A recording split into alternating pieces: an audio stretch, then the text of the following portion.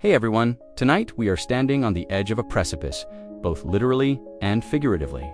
You are perched high on a jagged ridgeline in the Himalayas, the kind of place where the air is so thin it feels like you. Rebreathing through a silk scarf, and the silence is so heavy it actually makes your ears ring. Below you, the clouds are swirling like a thick gray soup, hiding the sheared drop that waits for one misplaced step. In your hand, you feel the cold, textured grip of a weapon that has ended empires and started legends. It isn't a rifle, and it isn't a gleaming longsword from a storybook. It's a heavy forward curving piece of steel known as the Kukri. You can feel the balance of the blade pulling toward the earth, eager and weighted, a tool designed for the singular purpose of overcoming impossible odds. Tonight, we aren't just talking about history. We are stepping into the boots of the men who turned this blade into a nightmare for their enemies. You probably wouldn't survive this, let's be honest. Most of us would trip over our own shoelaces before the first ambush even started.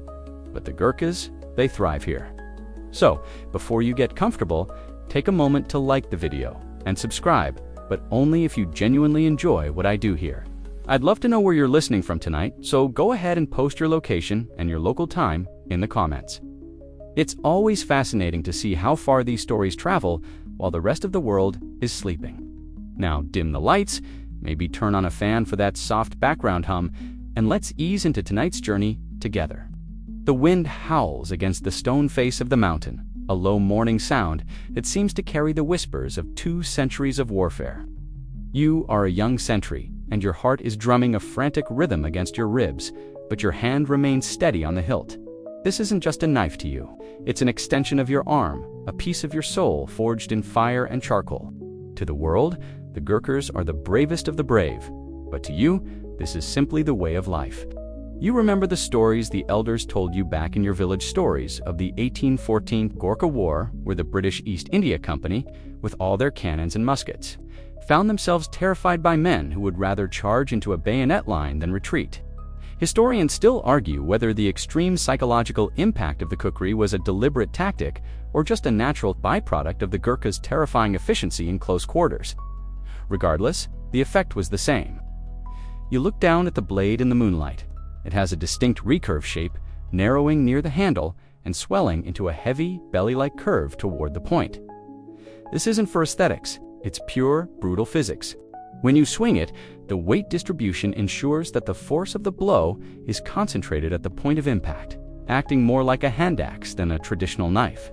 It's the difference between a slap and a punch. A quirky bit of fringe history often gets lost in the heroic retellings during the early days of British recruitment. Some officers were so baffled by the Gurkhas' prowess that they seriously investigated whether the mountain air of Nepal granted the soldiers supernatural strength, or if the Kukri itself was magnetized to find human bone. It sounds ridiculous now, but when you see a man take on a dozen attackers with nothing but a foot-long blade, your mind starts looking for excuses that don't involve "he's just better than me." You shift your weight, the gravel crunching softly under your boots. The night is dark, the kind of dark that feels physical, like you're submerged in ink. You know they are out there. Somewhere in the mist below, 40 men are moving upward, thinking they have the advantage of numbers. They think a lone soldier is a soft target. They don't realize that in the hands of a trained Gurkha, the Kukri isn't a secondary weapon, it's the primary reason for their upcoming bad day. The blade has a small V-shaped notch near the hilt, known as the ko. You run your thumb near it, careful of the edge. Some say it's to prevent blood from dripping onto the handle and making it slippery. Others claim it represents the hoof of a cow, a sacred symbol in Nepal. It's one of those details that connects the violence of the moment to the deep spiritual roots of your home. You aren't just fighting for a ridge or a paycheck. You're carrying the weight of a culture that views the blade as a protector. The first sound reaches you, a metallic clink, out of place against the natural rhythm of the wind. They're close, your grip tightens. You aren't reaching for a radio or a flare. You're drawing the steel from its leather-wrapped wooden scabbard. There's no Hollywood shring sound, just the muffled slide of oiled metal against wood. You breathe out, the mist of your breath vanishing instantly in the cold air. You think about the first blood rule, the legend that once a Kukri is drawn in anger, it must taste blood before it can be sheathed. While modern Gurkhas will tell you that's more of a tall tale for tourists. In this moment, looking down the slope at the shadows moving in the dark. You feel the gravity of that intent. There is a mainstream historical fact that often gets glossed over. The Gurkhas were so respected by the British that after the war ended, the British actually invited their former enemies to join their own army. It's one of the few times in history where a conquered people were so impressive that the conqueror said, "Please, come teach us how you did that." You are the legacy of that strange, mutual respect. You crouch low, blending into the shadows of the rocks.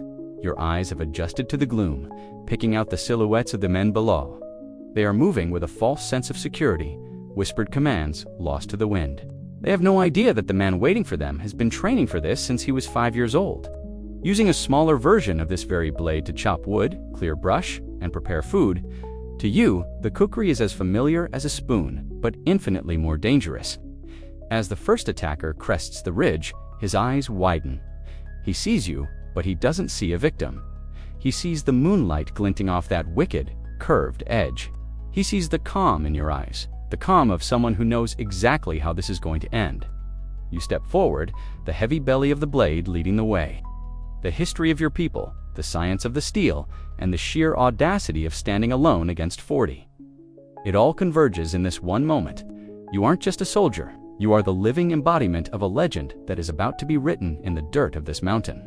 As the tension of the ambush ripples through your nerves, your mind drifts for a split second to the object in your hand, analyzing why this specific tool changed the course of your life.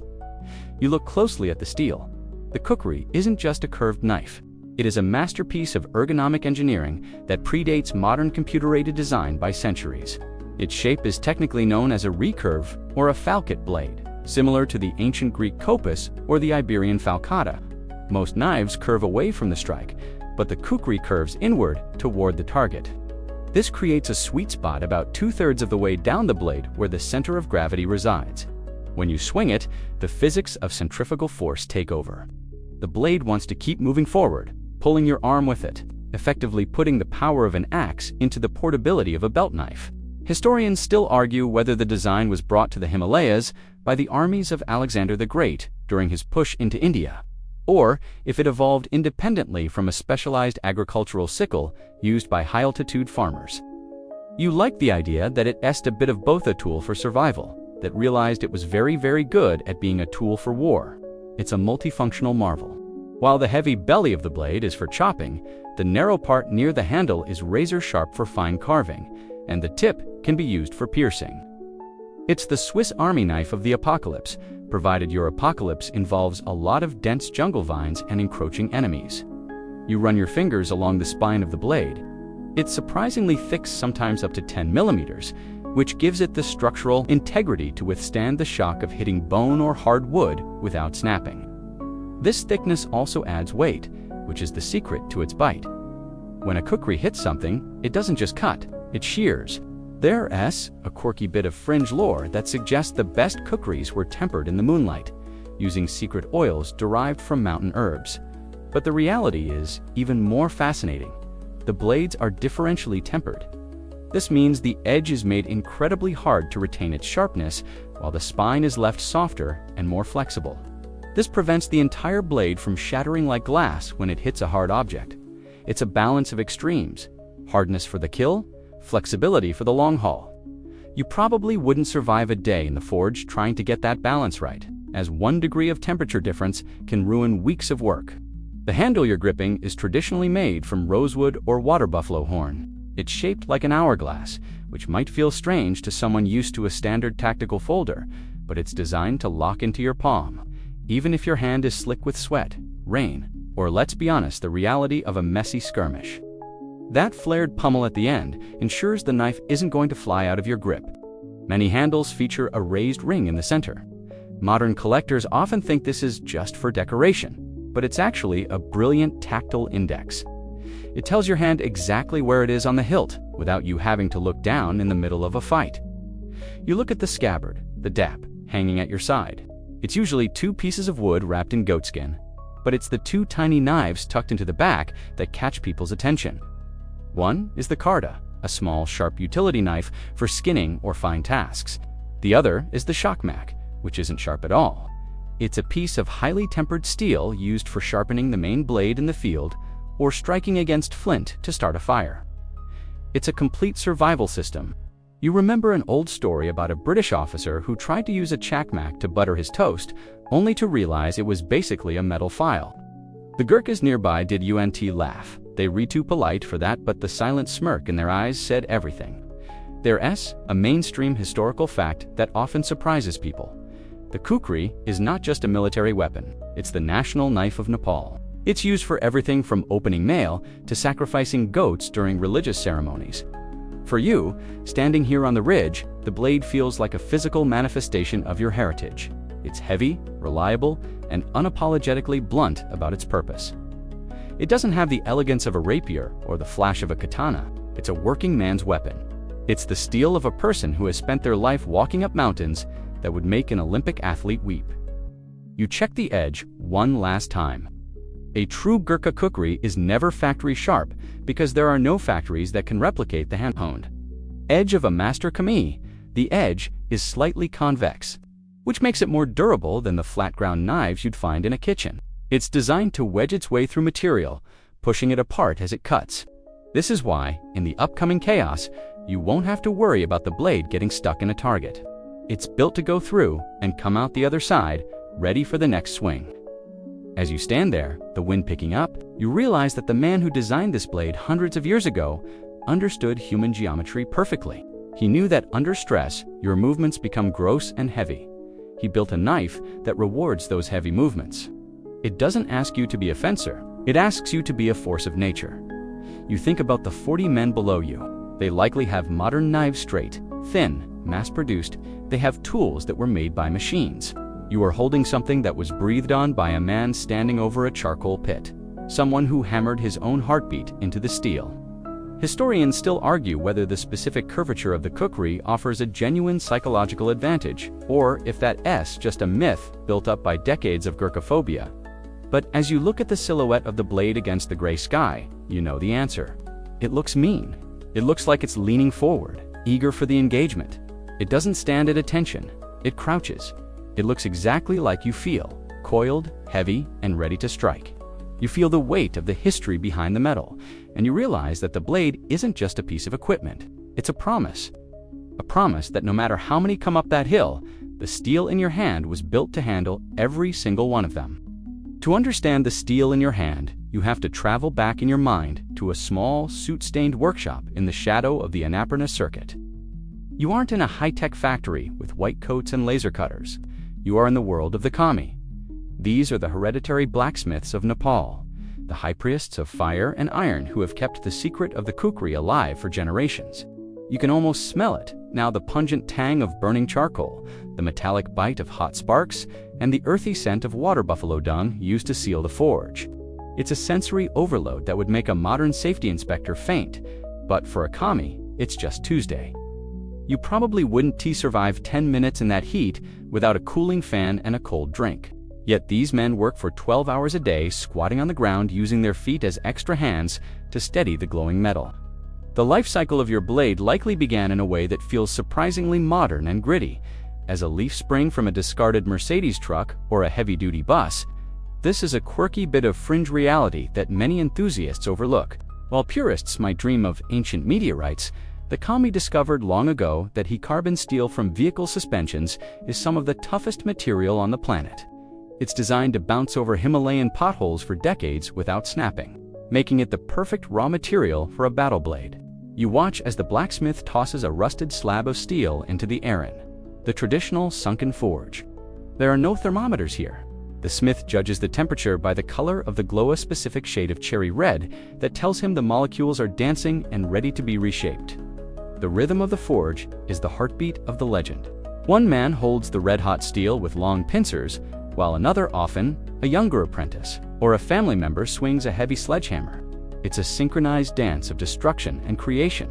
Clang, thud, clang with every strike. The flat bar begins to take on that iconic predatory curve. Historians still argue whether the transition from straight swords to curved kukris was driven by a shortage of long-range iron or a deliberate shift toward a more effective hacking geometry for jungle warfare. Regardless of the reason, As the metal bends, it gains strength. This is not a stamped blade popped out of a machine like a cookie. It is folded and beaten, a process that removes impurities and aligns the internal grain of the steel, making it nearly indestructible. Once the shape is perfected, the most critical moment arrives: the hardening. This is where the differential tempering you felt earlier truly happens. The smith doesn't just dunk the whole blade into a bucket of oil. Instead, he performs a high-wire act of thermal management. He pours a steady, thin stream of cold water along the glowing edge of the blade, leaving the spine hot. You see the steam rise in a violent hiss, a white ghost of the water that just died against the steel. This quenches the edge, locking the carbon atoms into a glass-hard structure called martensite, while the spine cools slowly, staying peritic and tough. If he messes this up by even a few seconds, the blade will either be too soft to hold an edge or so brittle that it will shatter like a frozen twig the first time you hit a rock. There's a mainstream historical fact that underscores the importance of this process. The British military actually attempted to produce kukris in government factories during the World Wars to keep up with demand. However, the soldiers almost always preferred the village-made blades. The factory versions felt dead in the hand, lacking the subtle balance and the soul of a hand-hammered piece. You can feel that difference now. Your blade has a slight ring to it when you flick the spine with a fingernail. A clear, high-pitched note that proves the steel is under the perfect amount of tension. It's a musical instrument that plays a very dark song. The final touches are where the spiritual and the physical merge. The blade is polished using a paste made of fine sand and local lead, giving it a dull satin finish that doesn't reflect the moonlight. Crucial for a man who doesn't want to be a lighthouse for enemy snipers. Then comes the carving of the cho, that notch near the handle. As the smith files it in, he might mutter a prayer to Vishwakarma, the Hindu god of architecture and mechanics. To the outside world, it's a design quirk. To the man at the forge, it's an invitation for the gods to reside in the steel. It's said that a kukri without a cho is just a knife, but a kukri with one is a protector. You think about the man who made your specific blade. He probably never left his mountain district, yet his work is currently being held by a man standing at the center of a historical storm. There is a deep, quiet irony in the fact that such a devastating weapon is born in such a humble, peaceful setting. The kami don't look like warriors. They look like grandfathers, with deep-set wrinkles and hands calloused to the texture of oak bark. Yet, they are the silent partners in every Gurkha victory. Without their mastery of the four elements: earth, the ore, air the bellows, fire the forge, and water the quench, the legend of the 1 man versus 40 would be nothing more than a ghost story. As you stand back on your ridge, the cold wind biting at your face, you can almost feel the residual heat of the forge radiating from the metal. It's a comforting weight. You know that this blade has been tested far more than any piece of modern equipment. It has been beaten with hammers, scorched by fire, and birthed in ice-cold mountain water. It is ready for the impact. It is ready for the bone. You realize that you aren't just holding a weapon. You are holding the accumulated labor and prayers of a village. The 40 men moving toward, you are bringing their numbers, but you are bringing the mountain itself, forged into a foot of unyielding steel.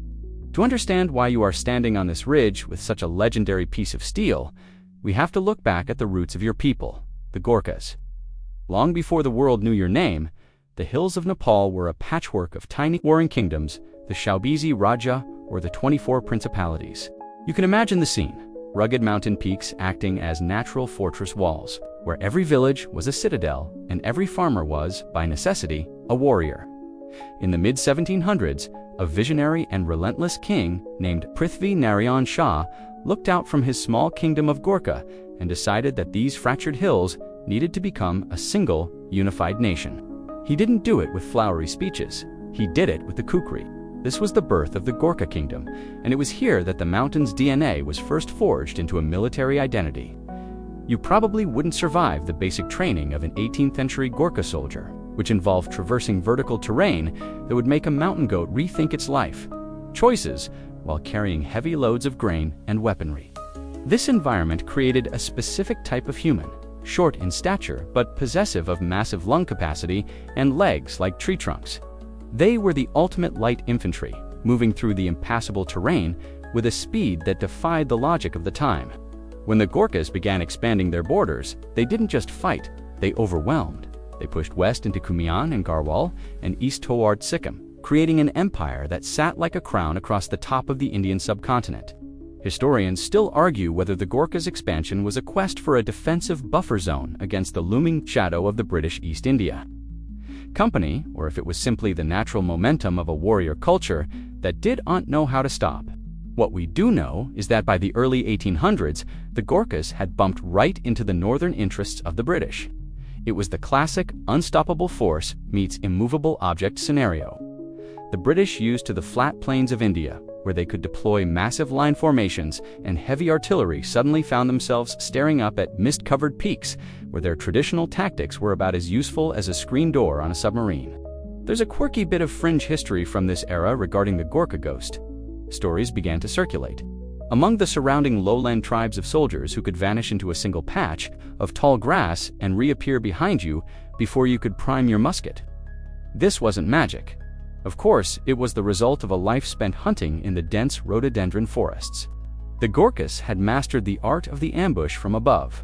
They understood that in the mountains, gravity is a weapon. A kukri swing delivered from a higher elevation carries the weight of the mountain behind it. A lesson the British were about to learn in the most painful way possible. A mainstream historical fact that often gets overshadowed by the later alliance is just how much the Gurkhas terrified the British during their first encounters. During the Anglo-Nepalese War of 1814, the British sent 4 separate columns to invade Nepal. They expected a quick victory over uncivilized hillmen. Instead, they met the Gurkha commander Balpodra Kunwar at the Battle of Nalapani. Kunwar, with only 600 men, including women and children, held off over 3,000 British troops and their heavy cannons for weeks inside a small fort. When the British finally cut off the water supply and forced the survivors out, Kunwar didn't surrender. He walked out with his kukri drawn, told the British they'd never take him, and simply disappeared into the woods with his remaining men. The British were stunned. They were used to enemies who broke and ran once the cannons started thumping. But the Gurkhas, they seemed to relish the chaos. There is a famous account of a Gurkha soldier who was struck in the jaw by a musket ball. Instead of falling, he simply plugged the wound with his thumb, charged the British line, and took out 2 men with his kukri before being overwhelmed. It was this level of raw, unadulterated grit that began to shift the British perspective from enemies to be crushed to men we absolutely need on our side. You are the descendant of that grit. In your village, the stories of the unification are told as epic poems. You were raised on the idea that a Gurkha never backs down, not because of a lack of fear, but because of a surplus of honor or issit. To lose your kukri or to show your back to the enemy is to bring shame not just on yourself, but on the ancestors who carved a nation out of these unforgiving rocks. This cultural pressure is a powerful fuel. It's what allows a single man to look at 40 attackers and think, I hope they brought enough help. As you stand on the ridge, the historical weight of the Gurkha expansion feels like a physical presence behind you. You aren't just one man. You are the tip of a spear that has been thrusting forward for over 250 years. The kukri in your hand is the same design that Balpodra Kunwar held at Nalapani. It has the same weight, the same balance, and the same terrifying potential. Historians still argue whether the Gurkha's success was due to their weaponry or their psychology, but as you feel the adrenaline begin to sharpen your senses, you realize they are one and the same. The blade is the physical manifestation of a mindset that refuses to be conquered. The British military eventually realized that the Gurkhas were a unique martial race. They noticed that while other Indian soldiers might hesitate under heavy fire, the Gurkhas would actually speed up, eager to get into kukri range where the real work began. This led to the unprecedented decision in the Treaty of Shughali to allow the British to recruit Gurkhas into their own service. It was the beginning of the Gurkha, as the world knows them today, the mountain warriors who would go on to fight in every major conflict across the globe, always carrying that same curved piece of steel from their home. You adjust your grip, the hourglass handle fitting perfectly into your calloused palm. The mist is thinning slightly, revealing the first few attackers as they scramble over the lower rocks. They are panting, struggling with the altitude, their movements clumsy and loud. They are invaders in a landscape that you own. You think back to King Prithvi Narayan Shah's warning that Nepal was a yam between 2 boulders, referring to China and British India. He knew the only way for the yam to survive was to be tougher than the boulders. Tonight, you are the tough part of that yam. You are the steel that doesn't break. You are the Gurkha, and the legend is about to get a new chapter. The mist begins to thicken again, swirling around your ankles like a living thing, and your mind drifts back to that pivotal moment in 1814 when the world first truly felt the bite of the Gurkha spirit. You are no longer just a sentry on a ridge. You are a British officer of the East India Company, standing in a humid valley, looking up at the formidable heights of the Himalayas. You have thousands of disciplined men, the finest muskets money can buy, and a sense of colonial superiority that usually carries the day. But something is wrong. The hillmen you were sent to pacify aren't following the rules of European warfare. They don't wait for the drumbeat to march, and they don't break when your cannons roar. Instead, they vanish into the foliage and reappear like ghosts, their curved blades glinting through the green canopy. Historians still argue whether the British failure in the early stages of the Anglo-Nepalese War was due to sheer incompetence of the commanding generals or the unprecedented tactical genius of the Gurkha commanders, like M.R. Singh. While the British were trying to move heavy artillery through narrow mountain passes, a task you probably wouldn't. To survive without a massive engineering team and several years of patience, the Gurkhas were using the terrain as a force multiplier. They built stockades, or wooden forts, on the most inaccessible peaks, forcing the British to climb vertical cliffs under a hail of stones, arrows, and, eventually, the terrifying sweep of the Kukri. There is a quirky bit of fringe history from the Siege of Kalunga that highlights this strange, budding respect. During a lull in the intense fighting, a Gurkha soldier was seen approaching the British lines. The redcoats raised their rifles, but the man wasn't attacking. He was holding his jaw, which had been shattered by a bullet. He walked right up to the British surgeon, waited calmly for his wound to be dressed, and then, after a polite nod of thanks, walked back to his own fort to resume fighting against the very men who had just helped him. This level of stoicism and honor was something the British had never encountered in their colonial conquests. It wasn't just war, it was a clash of two very different, yet equally rigid, codes of conduct. The mainstream historical fact that remains the most shocking is the British casualty rate. In many of these early engagements, the British lost 5 to 10 men for every one Gurkha soldier killed. The redcoats began to develop a genuine Gurkhaphobia. They told stories of demons in green who could decapitate a man in a single stroke before he could even fix his bayonet. The Kukri became the focal point of this fear. To a British soldier, a knife was a tool for eating or a last resort bayonet.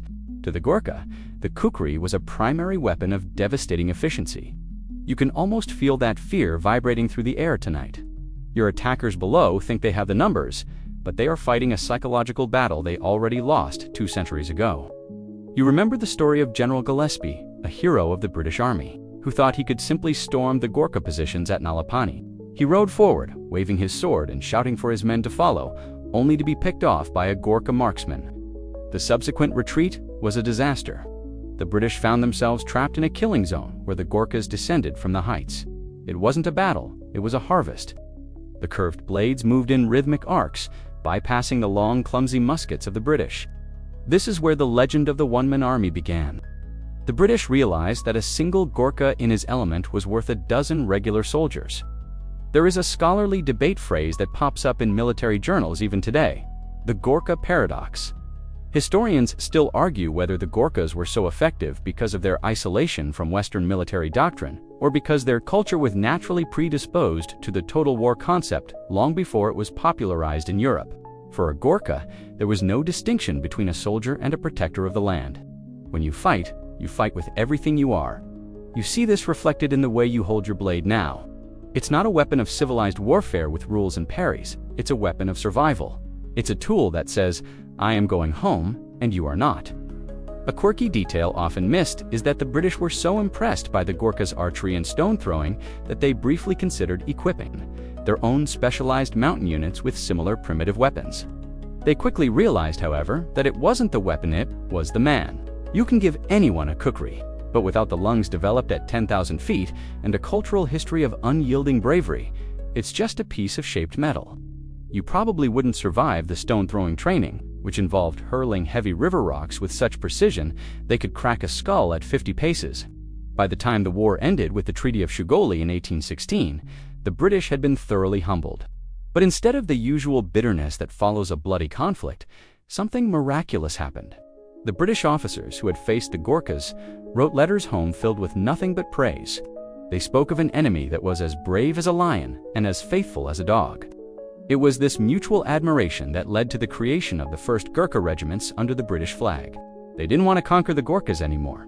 They wanted to be their brothers in arms. As you stand on your ridge, you are the living proof of that transition. You are wearing a modern uniform, but your spirit is tied to that 1814 stockade. You think about the Redcoats, who first saw that curve of steel and realized their world had changed. The attackers below you are about to have the same realization. They are moving into a space where modern technology meets ancient, refined violence. The Kukri in your hand has already defeated an empire. 40 men on a dark night are simply the latest to test its edge. The wind drops for a second, and you hear the scrape of a boot on stone just 10 feet away. The time for history lessons is over. The Gurkhaphobia of the 19th century is about to become a 21st century reality for the person coming around that rock. You settle into a low crouch, the weight of the blade balanced perfectly between your thumb and forefinger. You aren't afraid. Why should you be? You have the mountains at your back and the steel of the kami in your hand. The transition from bitter enemies to the closest of allies is one of those historical anomalies that sounds like a movie plot. Yet it's the very reason you are standing here tonight as a sentinel for a global legacy. In 1816, the Treaty of Shugoli was signed, effectively ending the Anglo-Nepalese War. Usually, when an empire wins a war, they disarm the locals and install a puppet government. But the British were so rattled and frankly enamored by the Gurkha performance that they did something unprecedented. They didn't just leave, they invited the Gurkhas to join them. This was the birth of the British Gurkhas, a brotherhood forged in the blood of Nelapani and the mist of the mountain passes. You are the inheritor of a pact that says, "We couldn't beat you, so please, come lead us." Historians still argue whether the British recruitment of Gurkhas was a brilliant move of strategic integration or a cynical attempt to outsource the most dangerous frontline duties to a group that didn't fear death, in the same way Europeans did. Regardless of the motive, the result was a military culture that has no equal. For the Gurkhas, taking the king's shilling wasn't about betraying their homeland. It was about finding a wider stage for their martial prowess. You probably wouldn't survive the cultural shock of those first few decades. Imagine being a mountain boy who has never seen the ocean suddenly being loaded onto a ship to fight in the humid jungles of Southeast Asia or the scorched plains of the northwest frontier. There's a quirky bit of fringe history regarding the early redcoat Gurkhas. When they were first issued British-style uniforms, many of the soldiers found the tight trousers and stiff tunics so restrictive that they would secretly tailor them to be looser, allowing for the high-kicking explosive movements required for effective Kukri combat. They also refused to give up their blades for standard issue British bayonets. The British, seeing the wisdom in not arguing with men who could decapitate a goat in one swing, simply made the Kukri an official part of the uniform. It's one of the few times a primitive weapon was officially adopted by the most technologically advanced military of its era. The mainstream historical fact that cements this bond is the Indian Rebellion of 1857. While many other units mutinied against the British, the Gurkha regiments remained fiercely loyal. They didn't do it out of a love for colonialism. They did it because of a code of honor. A Gurkha's word is a contract written in stone. During the siege of Delhi, the Sirmoor Rifles, a Gurkha unit, held the most exposed position on the ridge for months, refusing to retreat even when their casualties topped 50%. It was after this conflict that the British gave them the right to wear the same green uniforms as the elite Rifle Brigade and more. Importantly, confirmed the Kukri as a permanent symbol of their status. You feel that status now. It's a weight on your belt, but also a weight on your shoulders. You aren't just a man with a knife. You are a representative of 2 centuries of unbroken loyalty. There is a phrase used by British officers to this day. If a man says he is not afraid of dying, he is either lying or he is a Gurkha. This isn't just a compliment, it's a terrifying standard to live up to. Tonight, as you watch the shadows move below you, that standard is what keeps your hand from shaking. You aren't worried about the 40 men because your ancestors faced thousands and didn't blink. A quirky detail that often gets a chuckle in the barracks is the story of the first Gurkhas to visit London. They were reportedly more fascinated by the size of the British draft horses than the architecture of the city, claiming that a horse that big must be part elephant. However, when they were taken to a shooting gallery, they supposedly outshot the instructors using their own rifles, then asked if they could try throwing their kukris at the targets just to make it fair. Historians still argue whether the Gurkhas actually threw their blades, since losing your primary weapon is generally a bad idea, but the legend itself speaks to the aura they projected. As you stand on your ridge, you think about the concept of izzat, or honor. In the alliance between the British and the Gurkhas, honor became the currency. The British provided the equipment and the global reach, while the Gurkhas provided the backbone. It's a symbiotic relationship that has survived 2 world wars, the Falklands, and the modern conflicts in the Middle East. You realize that the blade in your hand is the physical manifestation of this treaty. It is a Nepali tool held by a soldier in a globalized army, a bridge between a small mountain village and the halls of power in London. Scholars often debate the martial race theory, the Victorian-era idea that certain ethnic groups were biologically predisposed to be better soldiers. While modern sociology has largely debunked this as a colonial construct, anyone who has ever seen a Gurkha move with a kukri tends to keep their mouth shut about the theory. There is something undeniable about the way your body responds to the blade. It's not training alone, it's a cultural memory. You know how to use the weight of the curve to your advantage because your father showed you. And his father showed him all the way back to the days before the British ever set foot in the hills. The first attacker is now close enough that you can hear his ragged breathing. He's struggling with the incline, his fingers clawing at the loose shale. He has no idea that he is about to become a footnote in a history that began in 1814. You look down at the kukri, the moonlight catching the satin finish of the steel. It doesn't look like a relic of the past. It looks like the inevitable future of the man in front of you. The alliance of the 19th century gave you the uniform, but the mountains gave you the spirit. You are the bravest of the brave, and it's time to remind the world why. You take a silent breath, the cold air filling your lungs, and you feel the connection to every Gurkha who ever stood a post. From the trenches of the Somme to the jungles of Malaya, the blade has always been there. It is the constant in an ever-changing world of warfare. The 40 men think they are part of a modern raid. They don't realize they have stepped into a time machine, and the operator is a man with a curved blade and a very long memory. As you wait for the shadows to bridge the final gap between the rocks, your mind settles on one of the most persistent, blood-chilling myths surrounding the steel in your hand. The first blood rule. You've heard the whispers from tourists and wide-eyed recruits alike. They claim that once a Gurkha draws his kukri, it cannot be returned to its scabbard until it has tasted blood. Some versions say the soldier must nick his own finger if he hasn't found an enemy, just to satisfy the blade's hunger. You smile privately to yourself in the dark. It's a terrifying thought for an outsider, but for you, it's a bit of warrior marketing that has taken on a life of its own. In reality, you use this blade to chop firewood, open crates of rations, and clear stubborn vines. If you had to bleed every time you wanted to prep a campfire, you'd have run out of blood years ago. Historians still argue whether this myth was an accidental misunderstanding by British officers or a deliberate psychological tactic spread by the Gurkhas themselves to ensure their enemies were paralyzed with fear.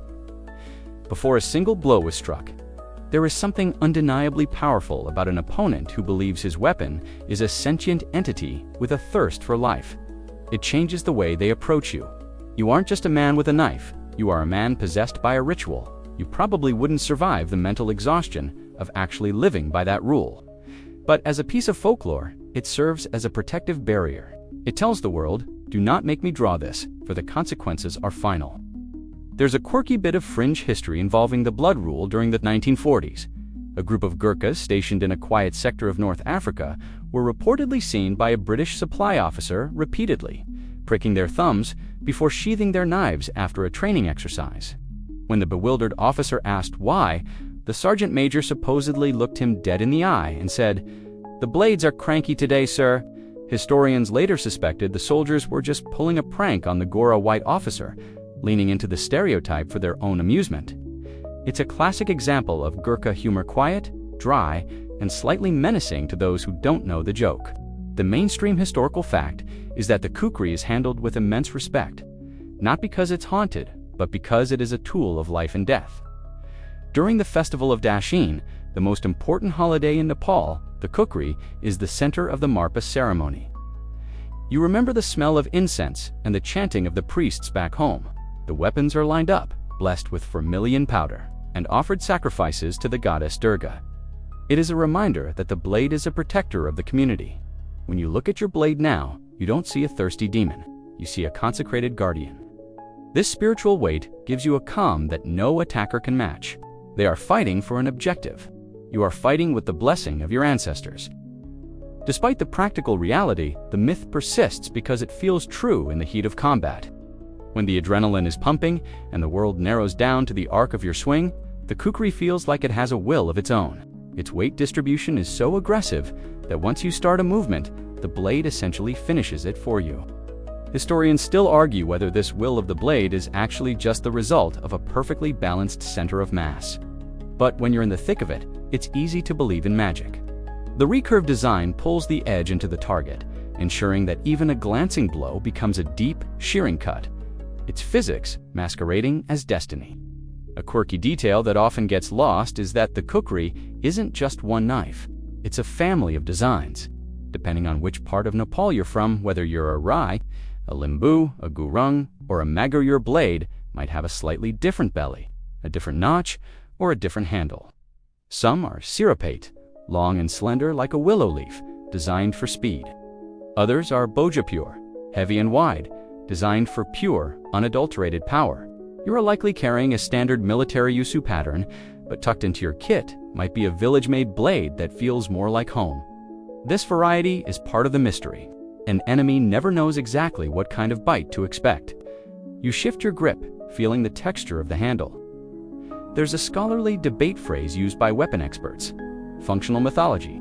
It's the idea that the stories we tell about a weapon actually make the weapon more effective by altering the wielder's confidence. Because you grew up hearing that the kukri is invincible, you fight with an invincibility that becomes a self-fulfilling prophecy. The 40 men below you have heard the stories too. They've heard that the kukri never misses. They've heard it has to taste blood. As they look up and see you standing there, those myths are doing half the work for you. You can see the hesitation in the lead man's step. He's thinking about his own blood. There's a mainstream historical fact about the blood testing that is actually quite gruesome. In the 19th century, during certain judicial processes in the hills, the kukri was indeed used for executions, and the ritualistic nature of those events likely fueled the modern myths. But for the modern Gurkha, the blood it tastes is most often that of a goat during a feast or the sap of a tree while clearing a path. The blade is a worker first, a warrior second. However, tonight, the warrior side is the one that's wide awake. You know that within minutes, the myths and the reality are going to collide. You watch as the first attacker reaches for a handhold just below you. He's close enough that you can see the sweat on his brow. You haven't drawn the blade yet. You're waiting for the perfect moment, the moment where the legend meets the man. You think about the first blood rule one last time and realize that while it might not be a literal requirement, tonight it's going to be an inevitability. The mountain demands it. The steel demands it. And the 40 men who thought they could take a Gurkha's ridge, they are about to find out exactly what the blade tastes like. The attacker's hand slips on the loose shale. And in that split second of his vulnerability, your mind flashes to the sheer, cold science of why that man should be terrified. We often talk about the kukri in terms of spirit and soul. But let's talk about the cold, hard physics of the chained chop. You are holding a tool that effectively cheats the laws of traditional swordsmanship. In a standard straight-bladed sword, the force of your swing is distributed evenly across the length. But the kukri's unique recurve it inward arc acts as a force multiplier. Because the blade is top-heavy, with the belly sitting well forward of the handle, the moment of inertia is shifted drastically. When you swing it, the blade functions less like a knife and more like a hammer with a razor-thin edge. This is why a Gurkha doesn't need to be a giant to deliver a blow that can sever a thick branch, or, in the heat of battle, something much more substantial. Historians still argue whether the kukri's design was a deliberate attempt to mimic the physics of a sickle sword for maximum kinetic energy, or if it was an ergonomic evolution to prevent wrist strain during long hours of jungle clearing. If you've ever tried to chop through dense brush with a straight machete, you know your wrist takes a beating because of the angle of impact. With the kukri, the blade hits the target at an angle that naturally draws the edge through the material. It's a shearing action rather than a crushing one. You probably wouldn't survive a full day of jungle bashing with a standard combat knife. Your forearm would give out in an hour, but with the kukri, the weight of the steel does the work for you. There is a quirky bit of fringe science regarding the sonic signature of a kukri. Some blade enthusiasts claim that the specific geometry of the recurve creates a unique hiss as it cuts through the air, a sound that seasoned soldiers in the trenches of the World Wars supposedly learned to recognize as a precursor to an attack. While that might be a bit of battlefield campfire talk, the reality of the chained chop is no myth. The chain refers to the way a Gurkha can transition from one strike to the next. Because the weight pulls the blade forward, you don't fight the momentum, you ride it. A downward hack flows into a lateral sweep, which rolls into a backhand flick. It is a fluid, circular style of combat that makes it incredibly difficult for an opponent to find an opening. The mainstream historical fact that backs up this mechanical superiority is the Kukri vs. bayonet debates of the late 19th century. British instructors were obsessed with the reach of the long triangular bayonet. But in close-quarter sparring, the Gurkhas consistently got inside the reach. Once a Gurkha is within 3 feet, the bayonet becomes a clumsy pole, while the kukri becomes a whirlwind. The physics of the shorter, heavier blade allow for a speed of recovery that a long rifle and bayonet combo simply cannot match. You are feeling that mechanical advantage now. You aren't reaching out to poke at your attackers. You are waiting for them to step into your circle of physics, where your shorter reach is actually your greatest strength. A quirky detail about the physics of the blade is the taper. If you look at your kukri from the spine, it's thickest at the handle and thins out toward the tip. This distal taper is what prevents the knife from being a clunky, unbalanced slab of iron. It allows the blade to be fast enough to parry while remaining heavy enough to chop. Historians still argue whether ancient blacksmiths understood the mathematical ratios of distal tapering, or if they simply felt the balance through trial and error over 1,000 years. Regardless, the result is a weapon that feels alive. When you move it, it doesn't feel like you're carrying 10 millimeters of steel. It feels like a part of your own anatomy. There is a scholarly debate phrase often used in martial arts circles: the biomechanical advantage of the inward curve. It sounds fancy, but it basically means that when you pull a kukri toward you, it digs deeper. Unlike a curved saber which slices away, the kukri bites in. If an attacker tries to grab your arm, the natural motion of pulling back to defend yourself actually causes the blade to cut into them more effectively. It is a weapon designed for the messy, panicked reality of a struggle. It turns your natural flinching reflexes into offensive maneuvers. This is why, in the upcoming confrontation with the 40, you don't need to be a master of form. You just need to move. You think about the sweet spot on the blade, the percussion point. It's located exactly where the curve is deepest. If you hit an object there is zero vibration transmitted back to your hand. It's a dead hit, meaning 100% of the energy from your arm and the weight of the metal is transferred into the target. You probably wouldn't survive the sting of hitting a hard oak tree with a poorly made hardware store machete. The vibration would numb your fingers instantly. But the kami who forged your blade knew how to tune the steel like a piano. When you strike tonight, it will be silent, solid, and absolute. As the lead attacker finally hauls himself over the ledge, panting and reaching for his sidearm, you realize he's bringing a 21st century mindset to a 10th century physics problem. He thinks in terms of point and click. You are thinking in terms of mass times acceleration. The distance between you is closing, and you can see the confusion in his eyes. He's looking at your hands, expecting a pistol. Instead, he sees the heavy, dark curve of the kukri. He doesn't understand the chained chop yet. He doesn't know that in the next 3 seconds, the physics of the Himalayas are going to collide with his collarbone. You shift your weight onto the balls of your feet. The chained chop isn't just about the arm. It starts in the hips, moves through the shoulder, and culminates in that sweet spot of the steel. You feel the momentum building before you even move. It's a terrifyingly efficient way to end a conversation. The physics are on your side. The gravity of the mountain is on your side. And as the attacker's eyes go wide, you realize that for all the technology in the world, nothing has ever truly replaced the brutal, elegant effectiveness of a curved piece of steel in a steady hand. As you prepare to meet the first of your 40 attackers, the cold mist on your face feels like the damp, bone-chilling fog of the Ypres salient in 1914. To understand why your blade is so feared, You have to remember its journey through the mud of World War I. This was the era where the Kukri transitioned from a colonial curiosity to a global symbol of night terrors. You are no longer on a Himalayan ridge. You are huddled in a trench carved into the French clay. The air is thick with the smell of cordite, rotting wood, and the metallic temps of blood. Above you, the sky is a constant strobe light of artillery fire, but down here in the dark, the war is silent. You are part of a Gurkha raiding party, and your job is to quietly clear an enemy trench. You probably wouldn't survive the mental toll of this kind of trench sweeping. It's a brand of intimacy that modern warfare usually tries to avoid. The Germans, who were accustomed to the rigid discipline of European soldiers, were utterly unprepared for the Gurkhas. They began to tell stories of the silent shadows who could enter a dugout, take out 5 men, and vanish before the 6th could even reach for his Luger. Historians still argue whether the psychological trauma inflicted on the German lines was a deliberate byproduct of Gurkha stealth, or if the sheer efficiency of the Kukri simply created a mythos of its own. In the cramped, muddy confines of a trench, a long rifle with a fixed bayonet is a liability. It catches on the walls and requires a wide arc to use. But the Kukri, it was born for this. It's short, heavy, and silent. It allowed you to work in the dark by touch, feeling the texture of a uniform before delivering a strike that ended the threat instantly.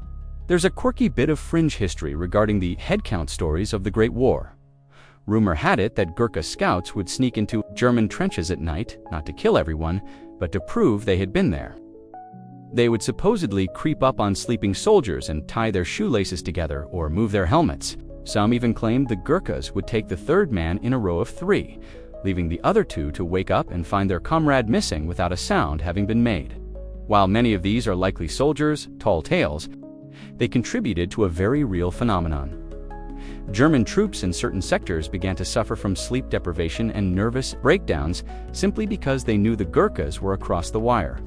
The mainstream historical fact is that the Gurkhas earned their legendary status at the Battle of Neuve-Chapelle. Despite facing a modernized army with machine guns and heavy artillery, the Gurkhas charged into the fray with their Kukris drawn.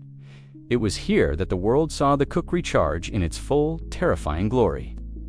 When the ammunition ran out, or the quarters became too tight for firing, the blades came out. British officers reported that the sight of the sun glinting off the curved steel was often enough to cause enemy units to break and run. You feel that same power now. Your attackers think they are in a tactical engagement, but you are bringing a level of ferocity that was honed in the bloodiest trenches in human history. You remember the crocodile dung sunscreen from the older stories, the weird survival hacks soldiers used to endure the elements. In the trenches, the hack was the Kukri itself. It wasn't just for the enemy, it was for the mud. You used it to cut away sodden uniforms that were causing trench foot, to chop through thick wooden supports that had collapsed, and to clear the no man's land of tangled wire. A soldier's life in WWI was a constant battle against the environment, and the Kukri was the only tool that never jammed, never ran out of bullets, and never failed to perform. It was the ultimate insurance policy.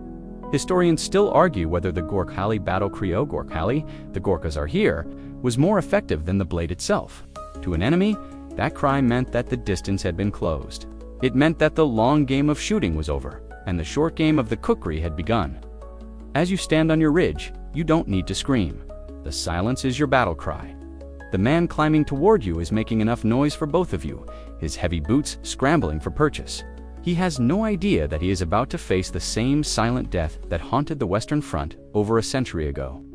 A quirky detail from WWI archives involves the British standard pattern Kukris issued during the war. They were mass-produced in factories in India and Sheffield to meet the massive demand. These blades were often heavier and less balanced than the village-made ones, leading many Gurkhas to write home begging their families to send real steel. You can see why.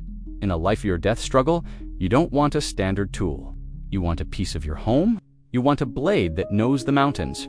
You shift your hand on your own hilt, grateful for the balance that feels like a natural extension of your nervous system. There is a scholarly debate phrase often used when discussing WWI, the regression to primal combat.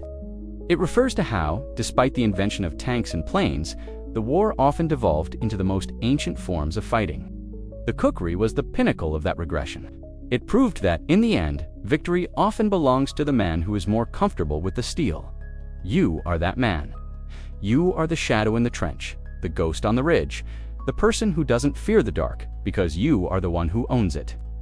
The first attacker is finally over the lip of the ridge. He's looking around, his eyes darting, trying to find the source of the movement he heard.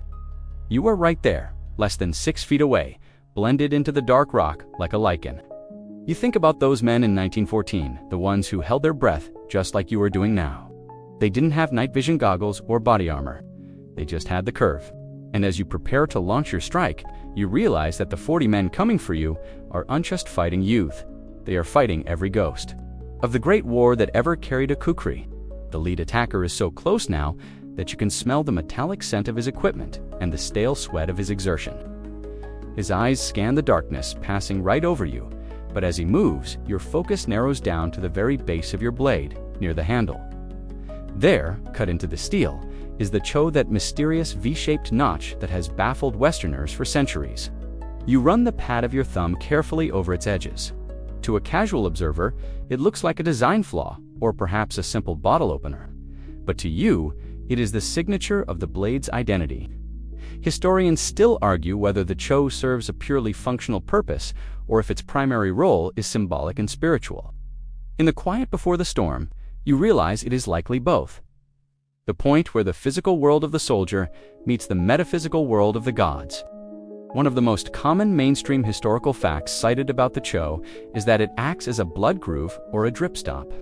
The theory is that during the messy reality of combat, the notch interrupts the flow of liquid down the blade, causing it to drip off the steel before it can reach the handle and make your grip slippery. If you've ever tried to hold onto a smooth wooden tool in a heavy rainstorm, you know how quickly it can turn into a greased eel. You probably wouldn't survive a high-stakes encounter if your primary weapon flew out of your hand on the first swing. However, many practical testers have pointed out that a single notch is a relatively small dam for a significant amount of fluid, leading to the ongoing scholarly debate phrase, the cho as a symbolic rather than mechanical solution. There's a quirky bit of fringe lore that suggests the cho is actually a site for aiming the knife when thrown. This is almost certainly a myth, as Gurkhas rarely throw their kukris. Why would you throw away your only chance at survival? Another, more grounded theory is that the notch is used to catch an opponent's blade in a parry, allowing the Gurkha to twist and disarm the attacker. While plausible in a choreographed movie, in the chaotic outnumbered reality you're facing, such precision is a luxury you won't have. For you, the cho has always been the cow's hoof. It represents the sacred animal of Nepal, a symbol of the goddess Shakti, and a reminder that even in the act of war, you are bound by a moral and religious code. A quirky detail that often gets overlooked by collectors is that the shape of the cho can actually tell you where the blade was made. Some are shaped like a U, others like a V, and some are incredibly intricate, resembling a lotus flower or a trident. These maker's marks are the silent language of the Kami blacksmiths. Historians still argue whether the transition from simple notches to complex designs was a result of increased artistic freedom during the Victorian era, or if it was a way for different clans to identify their own fallen warriors on the battlefield. When you look at your own notch, you see the craftsmanship of a man who knew his work would eventually be tested in the dark. You also think back to the shakmak and the karda we discussed earlier. Those two small accessory knives. Many believe the cho is a place to strike the shakmak to create sparks for a fire. It's a versatile little gap in the steel. But beyond the utility, there is the legend that the cho is what distinguishes a kukri from a common kitchen cleaver. Without it, the blade is said to be blind. It is the eye of the knife. It's a fascinating thought. As you stand here in the pitch black, your knife has its own eye to help guide the strike. It's the kind of belief that gives you a psychological edge when the numbers are stacked against you. You shift your weight, your boots silent on the stone.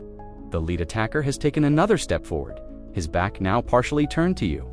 He is looking for a target that is above him, never suspecting that the mountain itself has swallowed you up. You think about the notch in his own defense, his overconfidence. He thinks that because he has a modern submachine gun and tactical gear, he is the apex predator. He doesn't realize that technology has a sweet spot where it fails. But a piece of tempered steel with a 1,000-year-old notch in it never runs out of battery and never jams. There is a mainstream historical fact that underscores the importance of the blade's construction. The area around the cho is the most common place for a low-quality knife to snap. Because the notch creates a stress riser in the metal, the blacksmith must be incredibly skilled to ensure the tempering is perfect in that specific spot. A village-made kukri is thickest at the base for exactly this reason. It is built to take the vibration of 1,000 chops and keep on biting. You probably wouldn't survive a fight with a cheap tourist blade, as it would likely shatter the moment it hit something hard. But your blade, it was made by a man who understands that a notch isn't just a hole, it's a test of the metal's soul. As you prepare to spring from the shadows, you feel a strange sense of gratitude for that little V-shaped cut. It's a connection to your home, a piece of religious iconography, and a practical tool, all in one. It represents the complexity of the Gurkha soldier, someone who can be a devout, peaceful villager one moment and a terrifying force of nature the next. The notch is the boundary between those two worlds, and as the attacker moves into your reach, you realize that the boundary is about to be crossed. The wind catches a loose strap on the attacker's bag, making a soft thwack sound. It's the only signal you need. You aren't thinking about the 25 sections of history or the physics of the chain chop anymore.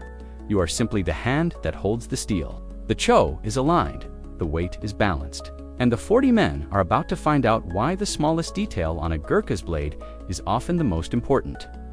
You move, not like a soldier, but like a shadow, the kukri leading the way into the first arc of the night. The first attacker falls silently, and as you merge back into the darkness, you find yourself reflecting on how this blade transformed from a weapon of the high peaks into the ultimate survival tool for the green hell of the Burmese jungle. We often focus on the cold steel of the kill, but for a Gurkha, the kukri is primarily a tool for carving a path through the impossible. During World War II, the campaign in Burma was a nightmare of humidity, malaria, and vegetation, so thick it could swallow a platoon whole. You probably wouldn't survive a week in that environment without the kukri. A standard machete would feel like a toy against the iron-hard teak and the tangled, thorny vines that characterize the Southeast Asian rainforest. Historians still argue whether the Gurkhas' absolute dominance in the jungle was a result of their natural adaptability or the specific mechanical superiority of the kukri in clearing fields of fire. When you are moving through the jungle, you aren't just walking, you are engineering a tunnel. The forward heavy balance of the kukri allows you to use a flicking motion of the wrist to clear light foliage, saving your energy for the heavy chops required to breach bamboo thickets. This efficiency meant that while other Allied units arrived at the front lines exhausted from the march, the Gurkhas arrived ready to fight. They didn't fight the jungle, they managed it. There's a quirky bit of fringe history from the Burma campaign involving the Gurkha telegraph. It was said that a skilled soldier could communicate over short distances by the specific rhythm and tone of his kukri strikes against certain types of hollow bamboo. While most scholars dismiss this as a romanticized exaggeration, it highlights just how much the blade was an extension of the soldier's voice. In a place where a gunshot could give away your position for miles, the silent, rhythmic thwack of steel on wood was the only sound allowed. You remember the old saying, "The forest is the Gurkha's mother, and the kukri is his father." The mainstream historical fact that defines this era is the Chindit expeditions led by Ord Wingate. These were de-penetration missions behind Japanese lines, where soldiers had to carry everything they needed for months on end. The Gurkhas were the backbone of these units because they didn't need a toolbox, they had a kukri. They used it to build shelters, skin game, dig slit trenches, and even perform emergency field surgery. There are documented accounts of Gurkhas using the razor-sharp kardai, the smaller accessory, knife to remove leeches and even shrapnel when medical supplies were non-existent. It wasn't just a weapon, it was a mobile life support system. Quirky detail alert. During the long monsoon rains, the humidity in Burma was so high that leather scabbards would often rot or sprout bioluminescent fungi. Some Gurkhas began to coat their blades in a thick layer of rendered animal fat, or even captured Japanese motor oil to prevent the steel from pitting. Historians still argue whether this gave the blades a distinctive, pungent smell that Japanese sniffers could detect in the still jungle air. Regardless, the blade remained functional when modern firearms were jamming from the grit and the moisture. The kukri is the original low-tech, high-reliability solution.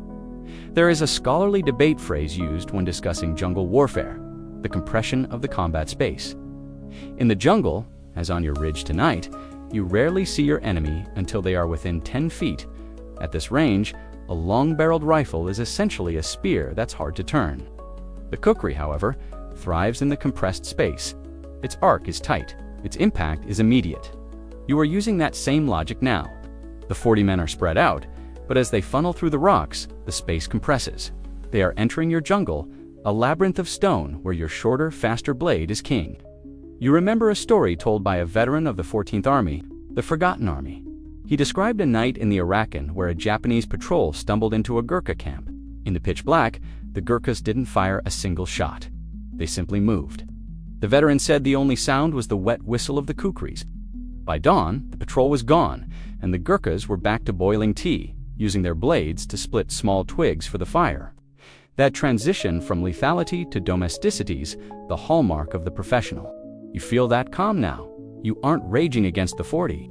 You are simply clearing the brush. As you move to intercept the next group, you use the blade to silently move a low-hanging branch out of your way.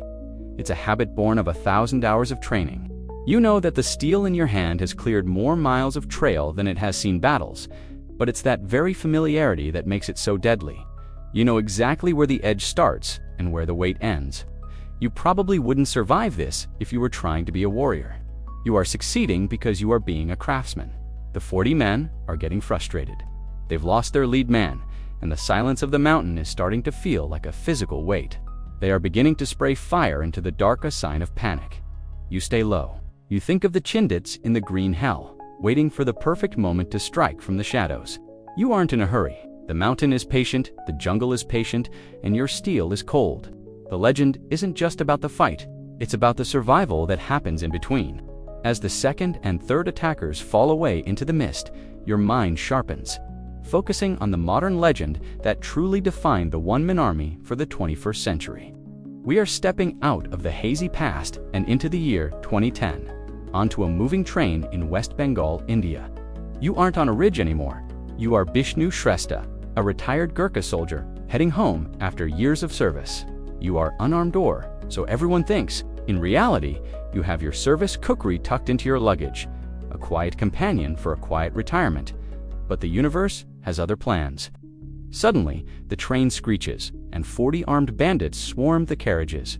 They are robbing passengers at gunpoint, wielding knives and swords, terrifying the families around you. You probably wouldn't survive the initial impulse to stay hidden, to keep your head down and hope they pass your row. But for a Gurkha, retirement is just a change of scenery, not a change of heart. Historians and military analysts still argue whether Bishnu's decision to engage was a calculated tactical move or a purely instinctive reaction to seeing a young woman being dragged away by the criminals. When the bandits tried to assault a fellow passenger, the off switch on Bishnu's warrior spirit simply broke. He didn't have a rifle, he didn't have backup. He reached into his bag and drew the steel. This is the moment where the physics of the chained chop we discussed earlier met the reality of a cramped train car. In that narrow aisle, the 40 attackers couldn't use their numbers. They were funneled into a killing zone, and Bishnu became a whirlwind of curved steel. There's a quirky bit of fringe history regarding the aftermath of the train incident. Some reports claimed that the bandits actually tried to sue for peace in the middle of the fight, thinking they had accidentally stumbled into a supernatural entity. While that's likely a bit of tabloid flair, the psychological reality was similar. The bandits, who were used to preying on the fearful, suddenly found themselves being hunted by a man who moved with a calm, surgical precision. You feel that same shift in the air tonight? The 40 men on your ridge are starting to realize that the prey has teeth. They are no longer the ones in control of the narrative. The mainstream historical fact is staggering. Bishnu Shrestha single-handedly fought off the gang, killing 3 of the attackers and wounding 8 others so severely that the rest of the 40 fled in absolute terror. He did all of this while sustaining a deep wound to his own arm. When the police eventually arrived, they found a man who had protected every passenger on that train with nothing but a piece of tempered metal and an unbreakable code of honor. This isn't a myth from the 1800s. This is a documented event from the modern era. It proves that the legend of the kukri is undependent on the era, it's dependent on the man holding it. Quirky detail alert. After the fight, the Indian government and the military showered Bishnu with awards, but he initially tried to decline the reward money, stating that he was simply doing his duty as a soldier. He even offered to help the family of the girl he saved, showing the gentle side of the Gurkha that is so often overlooked. Historians still argue whether this specific event did more to boost Gurkha recruitment than any official PR campaign in history. For a whole new generation, the Kukri wasn't an antique, it was the ultimate equalizer. You are carrying that same equalizer now. You are the echo of Bishnu on this mountain. There is a scholarly debate phrase often used when dissecting this fight: the asymmetric advantage of close-quarter skill. On the train, the bandits had numbers, but they didn't have space. On your ridge, the 40 men have technology, but they don't have the spirit of the blade. They are fighting for profit or ego. You are fighting because you are a Gurkha. That distinction is worth more than 100 rounds of ammunition. You watch the next group of 5 men bunch up as they try to navigate a narrow pass between 2 boulders. They are making the same mistake the bandits made on the train. They are creating their own bottleneck. You remember the blood-chilling myths about the blade needing to taste red. In Bishnu's case, it wasn't a myth, it was a necessity. He didn't stop until the threat was neutralized. You find yourself mimicking his breathing deep, rhythmic, and silent. You aren't panicked by the numbers. If one man can hold a train against 40, you can certainly hold this ridge. The darkness of the night is your train car. The rocks are your aisles. You are dictating where the fight happens and when. A quirky detail about Bishnu's blade, it was his service Kukri, a piece of equipment he had carried for years. It wasn't a special version, it was the standard steel of the kami. This reinforces the idea that the magic of the Kukri is actually just the synergy between a well-made tool and a well-trained hand. You probably wouldn't survive a direct confrontation if you didn't trust your equipment. But you've used this blade to chop, carve, and defend for so long it feels like a part of your nervous system. When you swing it, you don't have to think about the sweet spot, your body already knows where it is. The 40 men are calling out to each other now, their voices tight with a new kind of fear. They've found the bodies of the first few, and the silent whistle of the Kukri has them jumping at every shadow. They are starting to realize that they aren't attacking a position. They are being invited into a trap. You stay perfectly still, a shadow among shadows. The spirit of the man on the train is with you. The legend of the 40 tune isn't just a story you heard, it's the blueprint for what you're about to do next. As the next attacker rounds the corner, his flashlight beams swinging wildly, you realize that the world loves the story of the Gurkha because it's a story of the impossible becoming possible. It's the story of how one man with a curved knife can change the fate of 100 people. You are the guardian of that story. You are the steel in the dark. And as you step forward into the light of his torch, you don't see 40 enemies. You see 40 opportunities to prove that the legend is very, very real. As the flashlight beam sweeps past your boots, missing you by a hair's breadth, you find yourself contemplating the psychology of that 40 tune ratio. It's a number that sounds like a death sentence to most, but for a Gurkha, it's a tactical puzzle. When Bishnu Shrestha stood in that train aisle, or when you stand on this ridge, the 40 isn't a solid wall of force. It's a disorganized mass of individual fears. Historians and military psychologists still argue whether the Gurkha aura is a genuine psychological phenomenon or just the result of a very specific type of training that emphasizes absolute calm in the face of chaos. You probably wouldn't survive the mental pressure of this moment if you saw all 40 at once, but you don't. You see the first man's throat. You see the second man's stumbling footing. You break the mountain down into manageable pieces. The psychology of the attacker is your greatest weapon. When a group of 40 men realizes they are being picked off by one person, their collective confidence doesn't just dip, it evaporates. There's a quirky bit of fringe psychology called the predator flip. It's the moment when the person who thinks they are the hunter suddenly realizes they are the one being tracked. In the bandits' case on the train, they expected cowering civilians. When they met Bishnu, they met a predator who didn't follow their rules of engagement. That sudden shift causes a cognitive freeze. You see it in the eyes of the man closest to you. He's holding a weapon that can kill at 100 yards. But he's looking at the 6 feet of dark space in front of him with pure, unadulterated terror. The mainstream historical fact here is that the British military has used this fear factor as a force multiplier for centuries. During the Falklands War, rumors were spread among the Argentine conscripts that the Gurkhas were coming and that they would unstop until they had harvested the entire garrison, while the Gurkhas are, in reality, highly disciplined professional soldiers. The myth of their ferocity was enough to make some Argentine units surrender the moment they saw the first green uniform. Historians still argue whether this was a form of psychological warfare that saved lives by preventing unnecessary bloodshed, or if it was a dark exploitation of cultural stereotypes. For you, sitting in the dark, the why doesn't matter as much as the result. The fear of the kukri is as sharp as the edge itself. There is a scholarly debate phrase that applies to this psychological standoff: the paradox of the lone defender. In many military simulations, a lone defender is theoretically easy to overwhelm. However, in reality, the lone factor creates a sense of mystery. The 40 men don't know where you are, how many of you there really are, or what your capabilities are. You are an unknown variable. Because you are silent, their imagination fills in the gaps with their worst nightmares. They start seeing you in every swaying shadow and hearing you in every rustle of the wind. You aren't just one man anymore. You are a ghost haunting the entire mountain. A quirky detail about the psychology of the kukri involves the handle's hourglass shape. When you grip it, it feels solid, like you're shaking hands with history. But for an enemy, seeing that flared pummel sticking out of a scabbard is a visual trigger. It's a shape that doesn't exist in modern tactical gear. It's ancient, it's other. Psychology tells us that humans fear what is primal more than what is modern. A gun is a machine, but a kukri is a tooth, it's a claw. It represents a type of violence that is personal and visceral. You probably wouldn't survive the psychological toll of a gunfight where you never see your enemy. But this is as personal as it gets. You remember the crocodile dung callback not as a literal sunscreen, but as a metaphor for the bizarre lengths people go to when they are afraid and out of their element.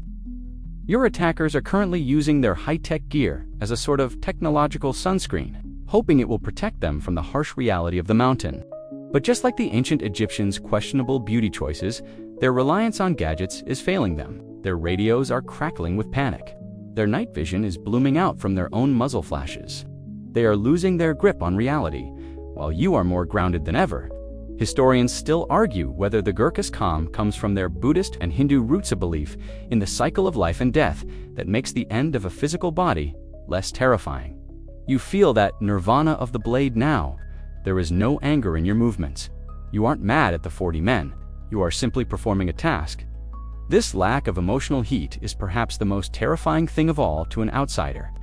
When the bandits on the train saw Bishnu, they didn't see a man screaming in a rage. They saw a man working with the quiet focus of a monk. That level of composure is what breaks an enemy's spirit. As you prepare to move against the next 3 men, you realize that the 40-tune legend is as much about the 39 who ran as it is about the one who stayed. Your goal tonight is unnecessarily to kill 40 men. It's to make the idea of staying on this ridge so psychologically unbearable that the survivors flee into the night. You are the architect of their panic. You are using the weight of the steel and the weight of the mountain to crush their will to fight. The lead man of the next group pauses, his hand trembling as he reaches for a fresh magazine. He's fumbling, he's dropping the ball. In the psychology of combat, he is already defeated. You step out from behind the rock, not with a shout, but with a silent, measured stride. You want him to see you. You want him to see the kukri. You want him to realize, in his final moments of clarity, that the legends weren't exaggerating. The psychology of the 40 is about to be distilled into the reality of the 1. The man fumbles his magazine, the plastic clattering against the stones, and in that split second, the tactical paralysis takes hold. You don't give him a chance to recover. You move with a fluid, low-gravity gait that is the hallmark of the Hillburn. This is how one blade paralyzes a gang. It's not just about the strike, it's about the economy of motion. You are currently demonstrating what military theorists call the OODA loop observe orient. Decide, act, but you redoing it at a speed that makes their modern training look like it's running in slow motion. As you close the distance, you aren't swinging wildly. You are using the specific geometry of the kukri to perform what is known as a draw. By pulling the curved edge across the target rather than just hacking, you utilize the razor-sharp belly of the blade to do the work with minimal effort. Historians still argue whether the legendary speed of the Gurkha is a physiological trait developed from altitude, living, or a byproduct of the shamanic focus taught in traditional Nepali martial arts. You probably wouldn't survive the training required to achieve this level of muscle memory, which involves hours of repetitive striking against water-soaked logs to learn exactly how the steel reacts to resistance. On the train with Bishnu Shrestha, the bandits weren't just defeated by a knife, they were defeated by a spatial dominance. In a confined space, a man who knows exactly how long his reach is to the millimeters invincible. You are applying that same dominance here. You are using the boulders to create artificial aisles, forcing the attackers to face you one by one, where their numbers become a hindrance rather than a help. There's a quirky bit of fringe history regarding the whistling blade. Some older kukris were forged with small, hollowed-out channels along the spine that supposedly created a haunting whistle when swung at high speeds. While most modern historians dismiss this as a myth pointing out that such channels would weaken the blade, the psychological impact remains. The sound of a kukri in the air is often described by survivors as a low, ominous whoosh that signifies the end of the conversation. You feel that whoosh in your own shoulder now. It's a clean, frictionless movement.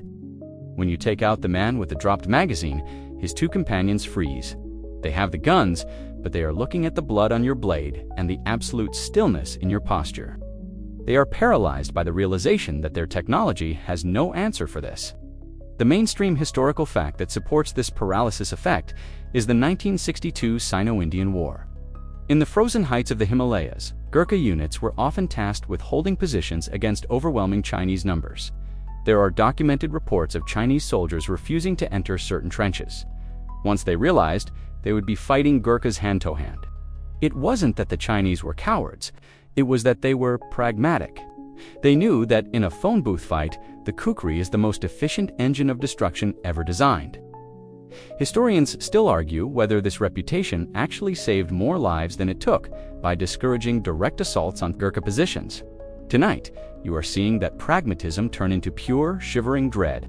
A quirky detail that often amuses Gurkha veterans is the Kukri versus katana debate. During World War II, there were several recorded instances of Gurkhas going head-to-head with Japanese officers wielding traditional samurai swords. While the katana has the advantage of length, the Kukri's weight and recurve allow it to trap and shear through the thinner Japanese blades or simply bypass the guard entirely.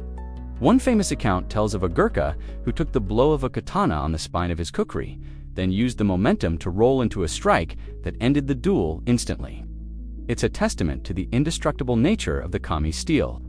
You aren't worried about the knives your attackers are carrying. Their blades are toys compared to the leaf spring steel in your hand. There is a scholarly debate phrase that perfectly describes this moment: the moral ascendancy of the blade. It refers to the point in a fight where one side accepts that the other side is meant to win. By standing your ground against 40, you have seized the moral high ground. The attackers are starting to trip over each other, their movements jerky and uncoordinated. They are fighting the mountain instead of fighting you. You remember the crocodile dung callback. Their gear is just a facade. Underneath the tactical vests and the high-tech headsets, they are just men who are terrified of the dark and the man who lives in it. The second man in the group finally gathers the courage to raise his rifle, but his aim is shaky. You don't retreat. You slip the line of fire by moving diagonally, a technique that uses the attacker's own vision against him. As you move, you realize that the paralysis of the gang is your greatest tactical asset. They are waiting for someone else to take the lead, but no one wants to be the next person to meet the sweet spot of your blade. You are the conductor of this dark orchestra, and every move you make sends a ripple of fear through the remaining 35 men. A quirky detail about the paralysis is that it's infectious. In the Bishnu Shrestha incident, the bandits didn't all get hit. Most of them just saw what happened to their leaders and decided that the loot was worth the price. You are raising the price of this ridge with every passing second. You want them to hear the silence of their fallen comrades. You want them to feel the cold steel in their imagination before they feel it on their skin. You aren't just defending a piece of land, you are defending the very idea of the Gurkha. As you prepare to deal with the remaining two in this group, you take a slow, deep breath. The air is cold, but your muscles are warm and loose. You feel the weight of the history, the physics, and the psychology all converging. The 1 man versus 40 isn't a miracle. It's a result. It's the inevitable outcome of 1,000 years of mountain living and 200 years of professional warfare. The paralysis is complete. The gang is no longer a gang. They are just a collection of individuals waiting for the end. You step forward, and the Kukri follows the path it was always meant to take. The world woke up to the news of the train incident with a mixture of disbelief and awe, And as you maintain your vigil on this ridge, you can almost feel the weight of that global scrutiny. When the story of Bishnu Shrestha hit the wires, it didn't just stay in the local Bengali papers. It circled the globe, sparking a massive conversation about the limits of human bravery. The mainstream historical fact that emerged from the aftermath was the sheer physical evidence. The Indian military and police forensics confirmed that one man with a single 12-inch blade had fundamentally dismantled a coordinated criminal enterprise in under 20 minutes. This wasn't a he said, she said legend from the 1800s.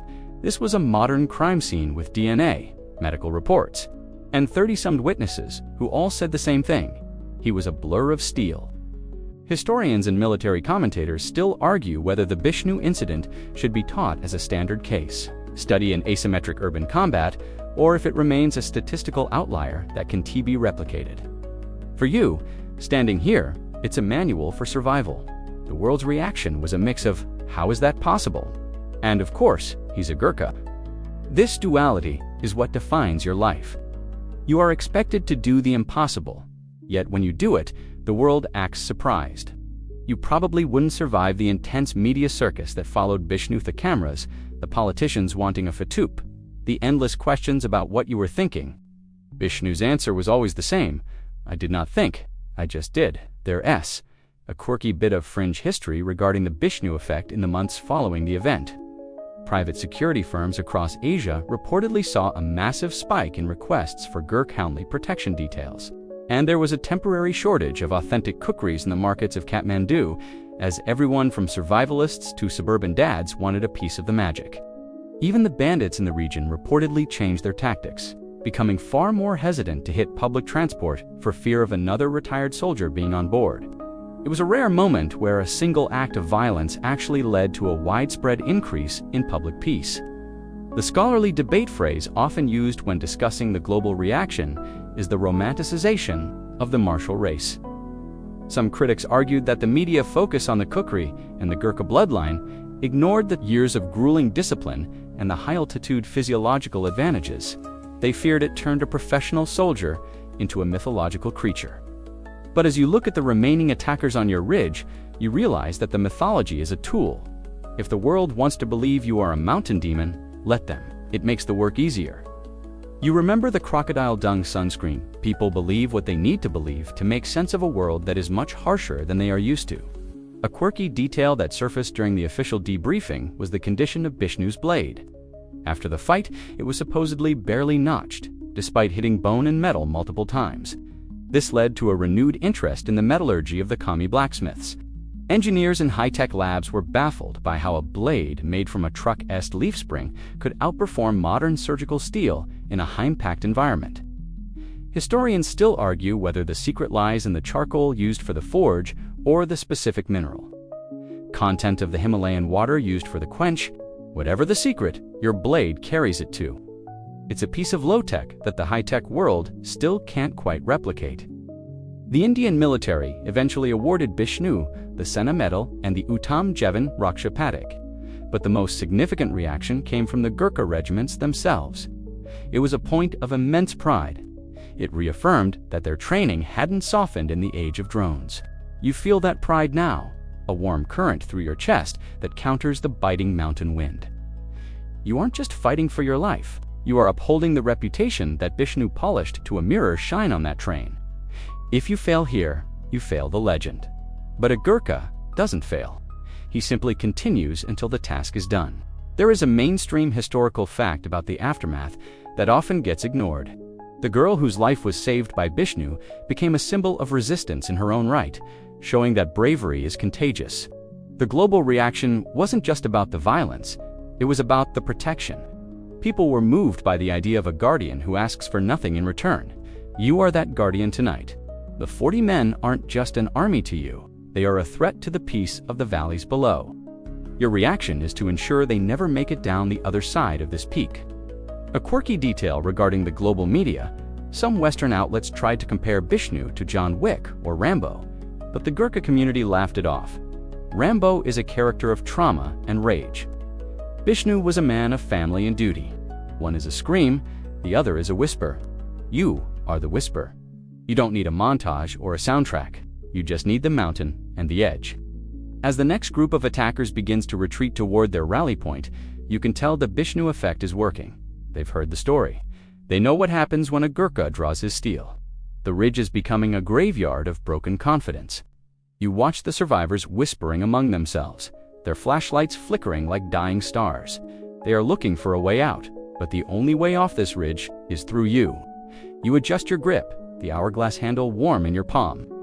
The world's reaction to the train incident was one of shock, but for you, it was a reminder of who you are. You are the man on the train. You are the man in the trench. You are the man on the mountain. As you prepare for the final movement of the night, you think about the one-man army once more.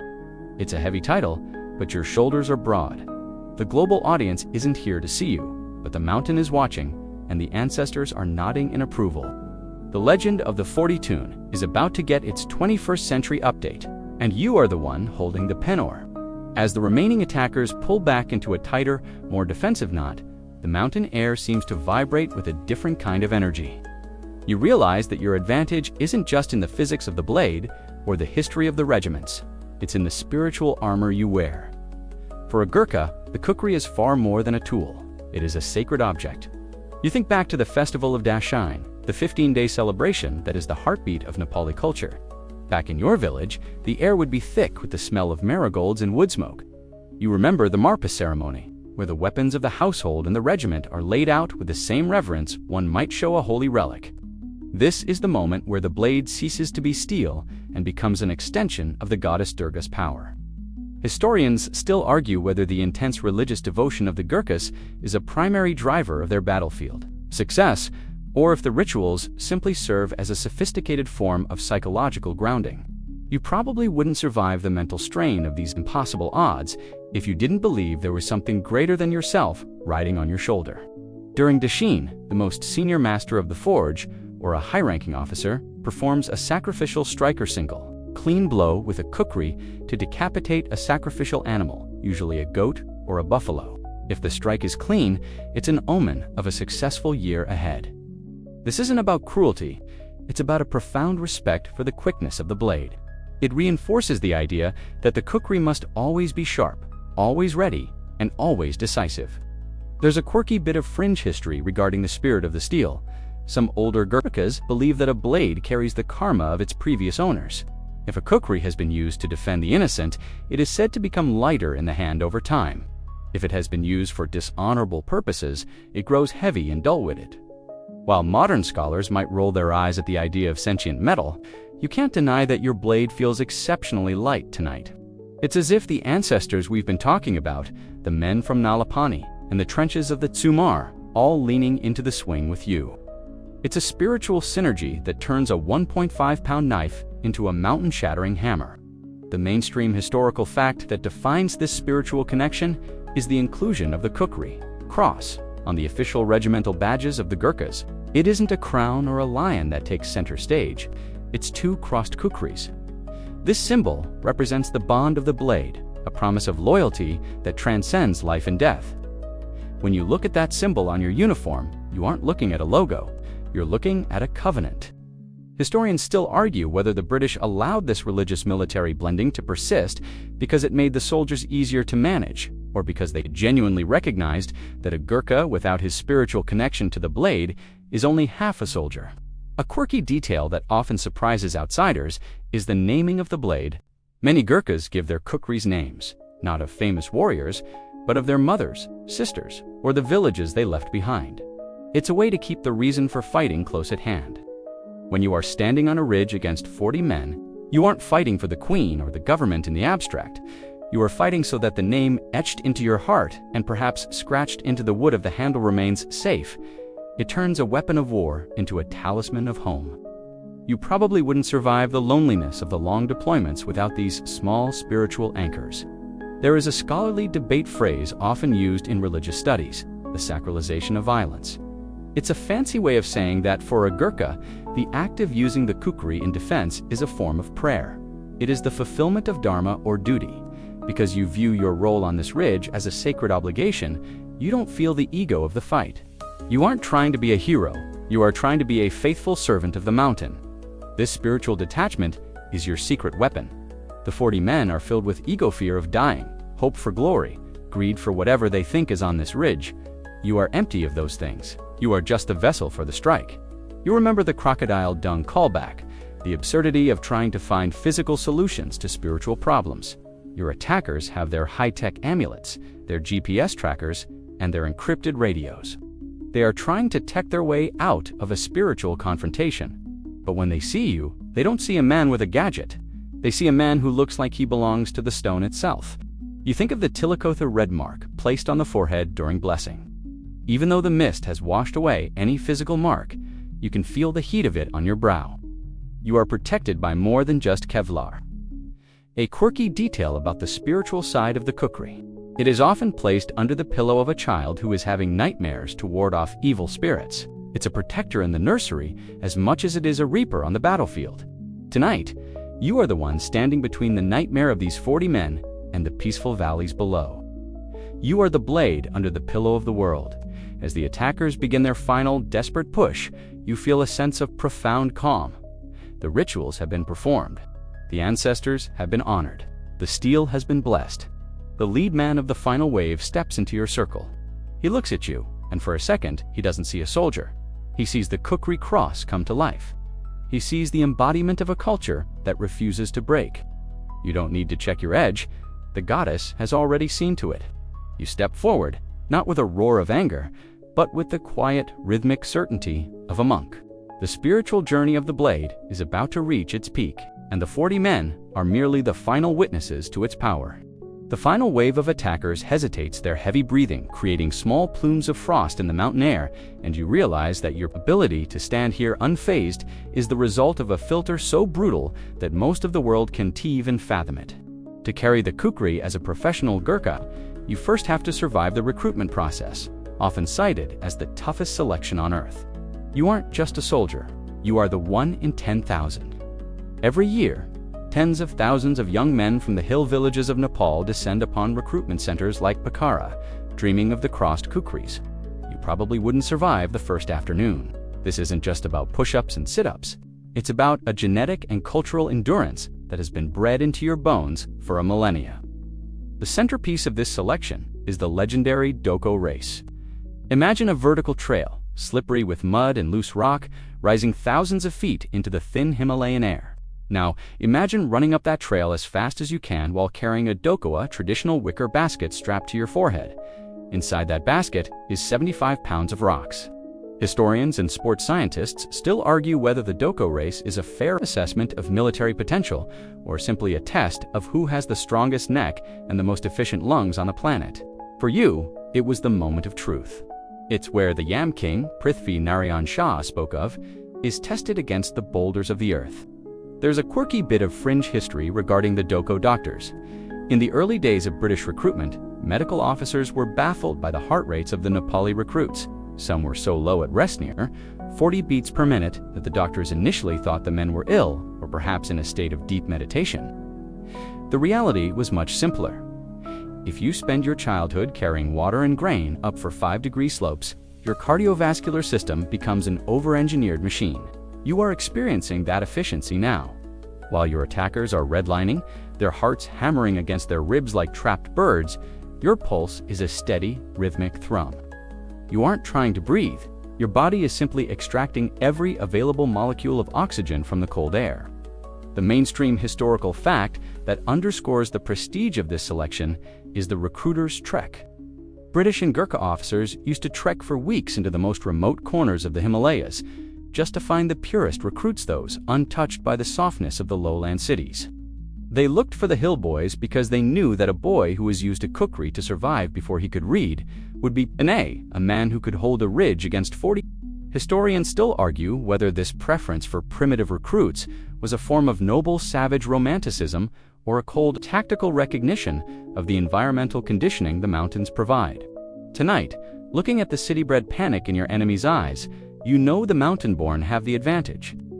A quirky detail that many people miss about the Doko race is the Band of Brothers effect. It's not just a race against the clock. It's a race to see who will help the man who falls. The recruiters aren't just looking for the fastest runner. They're looking for the man who, while gasping for air and feeling his spine compress under the weight, will still reach out a hand to a struggling comrade. This is the glue of the Gurkha unit.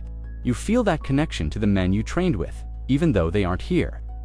You are holding this ridge for them as much as for yourself. You probably wouldn't survive the mental darkness of a 40-tune fight if you did feel the weight of 10,000 brothers standing behind you. There is a scholarly debate phrase used in military sociology, the elite performance gap.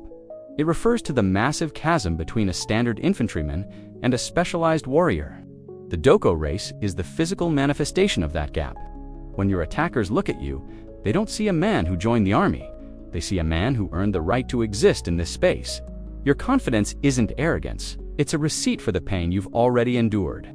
You remember the crocodile dung callback. The attackers are trying to buy their way into excellence with expensive boots and carbon fiber gear. But you can't buy a Doko heart. You have to build it, one rock at a time. A quirky detail from the selection process, the recruits are often tested on their Kukri discipline even before they are given a real blade. They are watched to see how they handle tools, how they respect their elders, and how they maintain their meager belongings. A man who is careless with a wooden stick will be a liability with a steel blade. This cultural vetting ensures that the man holding the Kukri is as reliable as the metal itself. You are the product of that vetting. You are the standard that 40 men are about to be measured against. The final attackers are finally moving, trying to flank you by climbing a steep rock face that you conquered in seconds earlier tonight. They are slow, they are clumsy, they don't have the Doko legs. You watch them struggle with the gravity you call home. You think about the finish line of that race, the moment the basket is dropped and the world feels light enough to fly. You are waiting for that moment tonight. The moment the 40 are gone and the ridge is silent once more. As you step toward the rock face to intercept them, you feel a surge of gratitude for the rocks in that basket and the mud on that trail. They prepared you for this. They made your lungs big enough to swallow the mountain and your spirit tough enough to withstand the numbers. The legend of the Gurkha isn't something that was given to you. It's something you carried up a hill. And as you raise the Kukri, you realize that for the 40 men below, the Doko race is about to become a race for their lives. The struggle on the rock face reminds you that the Kukri has traveled far beyond the snowy peaks of Nepal. It has been the terror of the desert as well. As you watch the attackers fumble with their equipment, your mind shifts to the scorched sands of North Africa during World War II. You are now a soldier of the 4th Indian Division, part of the Desert Rats, facing off against the veteran forces of Rommel's Afrika Korps. The environment is the polar opposite of your home wide, flat and blindingly hot. But the Gurkha spirit adapted with terrifying ease. You probably wouldn't survive the daytime heat that turned the interior of a tank into an oven, but the night belonged to you. Historians still argue whether the Gurkha's effectiveness in the Western Desert was due to their innate stealth or the psychological shock they delivered to Italian and German units who were used to civilized, mechanized warfare. In the North African campaign, the Kukri became the ultimate tool for the silent night. Gurkha patrols would slip through the wire of Axis camps with a quietness that seemed supernatural. There is a mainstream historical fact that still sends shivers down the spines of military buffs. The head count, it was reported that Gurkhas would crawl into enemy tents and feel the boots of the sleeping soldiers. If they felt the laces were tied in a way that identified them as the enemy, they would perform a silent execution, often leaving the man in the next bunk untouched, so he would wake up to a horrific discovery. There's a quirky bit of fringe history regarding the missing ribbons. Stories circulated among the Italian troops that Gurkhas weren't just killing for tactical reasons, but were collecting small items, buttons, insignia, or ribbons to prove their success to their officers. While most historians dismiss this as a myth fueled by Italian propaganda to explain their own retreats, the fear it generated was very real. You feel that silent dread working for you now. The 40 men are spread out across the ridge, but they feel isolated. They feel like they are in a desert of stone, where the only thing moving is a shadow with a blade. A quirky detail that often gets a laugh in the mess halls is how the Gurkhas handled the lack of vegetation in the desert. Without trees to clear or brush to hack, they supposedly used their kukris to open tins of bully beef and rethread the tires of their transport trucks for better grip in the sand. Historians still argue whether the truck tire story is true, but it highlights the Gurkha's practical relationship with his steel. It is his primary survival tool, regardless of the biome. You probably wouldn't survive the boredom of a long desert watch without the rhythmic comfort of the shakmek, against the blade, keeping the edge sharp enough to shave with. There is a scholarly debate phrase often used when discussing the desert campaigns: the primacy of hand-to-hand combat in mechanized war. Despite the tanks and the planes, the war often ended in the dark, in the dirt, at the edge of a knife. The Kukri proved that no amount of armor plating can protect a soldier from a man who can move without sound. You are the embodiment of that truth tonight. The attackers have the high-tech armor of their gear, but their necks are just as soft as those of the soldiers in the desert 80 years ago. You aren't fighting their guns, you are fighting the space between them. You remember the crocodile dung callback, the desperation of those who try to survive an environment they don't understand. In the desert, it was the Gurkha soldiers trying to use complex navigation tools, while the Gurkhas simply looked at the stars and the wind. On this ridge, the attackers are staring at their GPS screens, trying to find your position. They don't realize you don't have a position. You are the ridge, you are the wind. You are the steel that appears when they least expect it. A mainstream historical fact that cements the North African legend is the Battle of Wadi Akarit. The Gurkhas charged a heavily defended hill under a rain of fire. When they reached the top, they didn't stop to reload. They drew their kukris and cleared the trenches in a frenzy of curved steel that was so intense the German defenders supposedly threw down their weapons and begged for mercy. It was one of the few times Rommel's elite troops were seen to break in such a manner. You are the descendant of that charge. The 40 men on your ridge are beginning to show the same cracks in their resolve. As you move to intercept the flankers, you feel the heat of the desert in your blood, despite the Himalayan cold. The kukri in your hand has tasted the salt of the Mediterranean and the grit of the Sahara. It is a world traveler, a veteran of every terrain. You aren't just a mountain man tonight, you are a global warrior. The legend of the 42 is a story that has been told in the snow, in the jungle, and in the sand. The first flanker reaches the top of the rock, gasping for air. He looks up and sees you, but he doesn't see a modern soldier. He sees the ghost of Wadi Akarit. He sees the silent reaper of the Libyan sands. You don't say a word, you let the history of the blade do the talking. As the whoosh of the steel cuts the cold air, you realize that the desert and the mountain have one thing in common. They both belong to the man who knows how to use the curve. As the silence returns to the rock face, you take a moment to look at the handle of your blade, which has been your anchor throughout this long night. To the uninitiated, a kukri handle is just a piece of wood or horn, but to those who know, it is a biography in carved relief. There is a secret language in the craftsmanship of the kukri that tells the story of the man who carries it. You run your fingers over the flared pommel and the central ring of the hilt. This isn't just about grip, it's about identity. In the villages of the eastern and western hills, different clans, the Rai, the Limbu, the Guruang, have subtle variations in their handle designs. Some incorporate the god Eye or the sun and moon symbols, representing the hope that the soldier will be as constant as the celestial bodies. Historians still argue whether these intricate carvings were originally intended to serve as tactical texturing for a better grip in the blood and mud of battle, or if they were purely spiritual talismans designed to protect the wielder's soul. You probably wouldn't survive the meticulous process of carving a traditional handle using only a small hand chisel and fire. Yet these handles are built to last a century. The way the wood is seasoned and the horn is cured determines whether the blade remains a loyal partner or becomes a dangerous liability that cracks under the pressure of a chained chop. Tonight, your handle feels as solid as the bedrock of the mountain itself. It's a silent conversation between you and the kami who made it. There's a quirky bit of fringe history regarding the language of the pommel. Some legends suggest that a Gurkha could communicate his rank and his number of successful campaigns through the number of brass or steel rings set into the base of the handle. While military historians usually dismiss this as a bit of regimental folklore, the ego of the blade is real. A veteran's kukri develops a patina, a darkening of the wood and a smoothing of the horn that no factory-fresh knife can replicate. It shows that the tool has been used, cared for, and respected. Your handle has that glotha honest wear of a soldier who has done the work. A mainstream historical fact that often surprises collectors is that the traditional materials are being joined by modern ones. While you likely carry a handle of water buffalo horn, Many modern Gurkhas in the British Army have experimented with micarta, or specialized rubber, for better performance in maritime environments. However, the shape always remains the same. The hourglass profile is the one constant in a world of changing materials. Historians still argue whether the transition to synthetic materials strips the blade of its soul.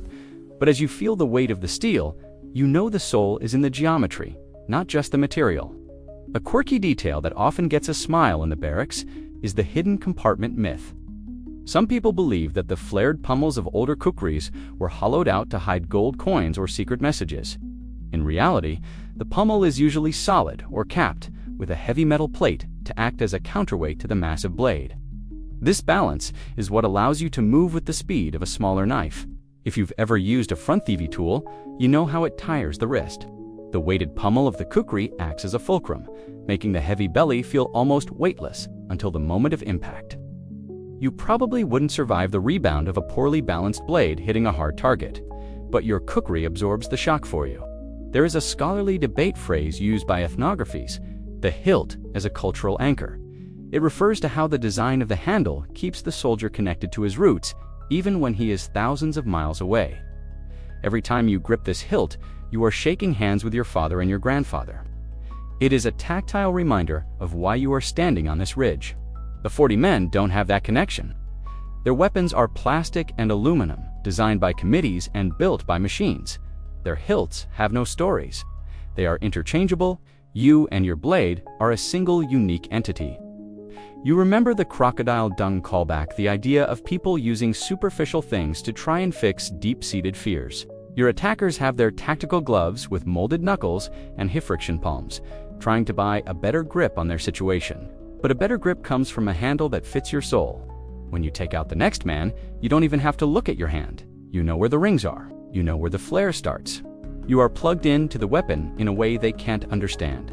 A quirky detail about the scabbard, the dap, is that it often has its own secret language. The way the leather is stitched, or the presence of a decorative brass tip, the chap can indicate the region of Nepal the soldier calls home. It's a silent signal to other Gurkhas.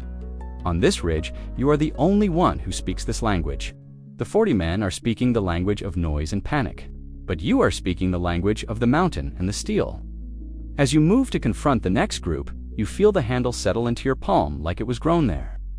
You aren't just holding a knife, you are holding a legacy. The secret language of the kukri is a message to the world. I am here, I am ready, and I am not alone. The attackers see the flash of the blade, but they don't see the centuries of craftsmanship and culture that are guiding your hand. They are about to be silenced by a language they never took the time to learn. As you pivot toward a new cluster of shadows, you can't help but notice the stark contrast between your equipment and theirs. The 40 men are bristling with the latest tactical gear, lasers, optics, and polymers designed in laboratories. Yet, here you are, proving that the kukri remains a devastatingly relevant force in an age of drones and GPS. This is the stealth factor that modern warfare still hasn't figured out how to replace, while a suppressed rifle still makes a mechanical clack and a thermal signature. A kukri is as quiet as the gravity that pulls it downward. Historians and modern military analysts still argue whether the kukri's continued presence in the standard kit is a matter of tradition, or a cold recognition of its superior stealth-tout ratio. You probably wouldn't survive a noisy encounter against 40, but because you are silent, the numbers are irrelevant. In the modern era, the kukri has found a new lease on life in special operations. You think about the quiet conflicts of the last 20 years, the mountains of Tora Bora or the dense jungles of the southern Philippines. Even in an age where a soldier can call in a satellite-to-guide strike from a tablet, there comes a moment when the electronics fail. The battery dies, or the mission requires a zero-footprint solution. This is where the kukri shines. It doesn't emit a radio frequency. It does leave behind a brass shell casing with a lot number that can be traced back to a factory. It is the ultimate deniable weapon. There's a quirky bit of fringe history regarding anti-electronic warfare. During certain NATO exercises, it was discovered that the heavy high-carbon steel of the kukri could occasionally interfere with ultra-sensitive magnetic sensors used by high-end security systems. Not enough to set off an alarm, but just enough to create noise that masked a soldier's movement. While likely more of a technical coincidence than a design feature, it adds to the aura of the blade being a tech killer. You are living that reality tonight. The attackers are relying on their night vision goggles, NVGs, but NVGs have a limited field of view and struggle with the depth of jagged shadows. You, using your natural vision and the feel of the terrain, are moving in the gaps of their technology. The mainstream historical fact that underscores the Kukri's modern relevance is its official status as a sidearm of choice for the British Brigade of Gurkhas and the Indian Army's Gurkha rifles. It is not an optional piece of equipment. It is as fundamental as the boots on your feet. Historians still argue whether the psychological benefit of carrying the blade outweighs its physical weight in a modern ruck. But you know the answer. When the drones are grounded by the storm and the radios are jammed, the steel in your hand is the only thing that is 100% reliable. It is the analog solution to a digital problem. A quirky detail that often amuses modern soldiers is the Kukri versus wire phenomenon. In modern urban combat, soldiers often carry heavy hydraulic wire cutters. However, a Gurkha with a heavy-bellied Kukri can often shear through a chain-link fence or a copper cable with a single well-placed chop. It's faster, lighter, and doesn't require two hands. You probably wouldn't survive a dash across an open courtyard if you had to stop and faff with a pair of pliers. You need a tool that moves at the speed of the fight. You are using that versatility now, using the blade to silently part a wire-like tangle of mountain scrub that would snag a lesser man's eskier. There is a scholarly debate phrase used in modern strategic studies: the persistence of primal lethality. It's the idea that no matter how advanced we become, the most effective way to control a physical space is through the threat of immediate personal violence. The 40 men are realizing that their long-range dominance is a myth on this ridge. You have brought the fight back to the Stone Age, and in the Stone Age, the man with the best stone wins. You remember the crocodile dung callback. Their tactical gear is just a modern version of an ancient superstition, a way to feel safe in a world they haven't mastered. But you aren't using gear to feel safe. You are using the blade to be dangerous. A quirky detail about the modern Kukri: many tactical versions now feature a matte, black epoxy coating to prevent even the slightest glint of moonlight from giving away a position. Your blade might have this, or perhaps it's been darkened by the oils of the jungle and the soot of 100 campfires. Either way, it is a black hole in the light. You watch as a laser designator from one of the attackers dances harmlessly across the rocks nearby. They are looking for a target they can paint with light. They don't realize that you are the absence of light.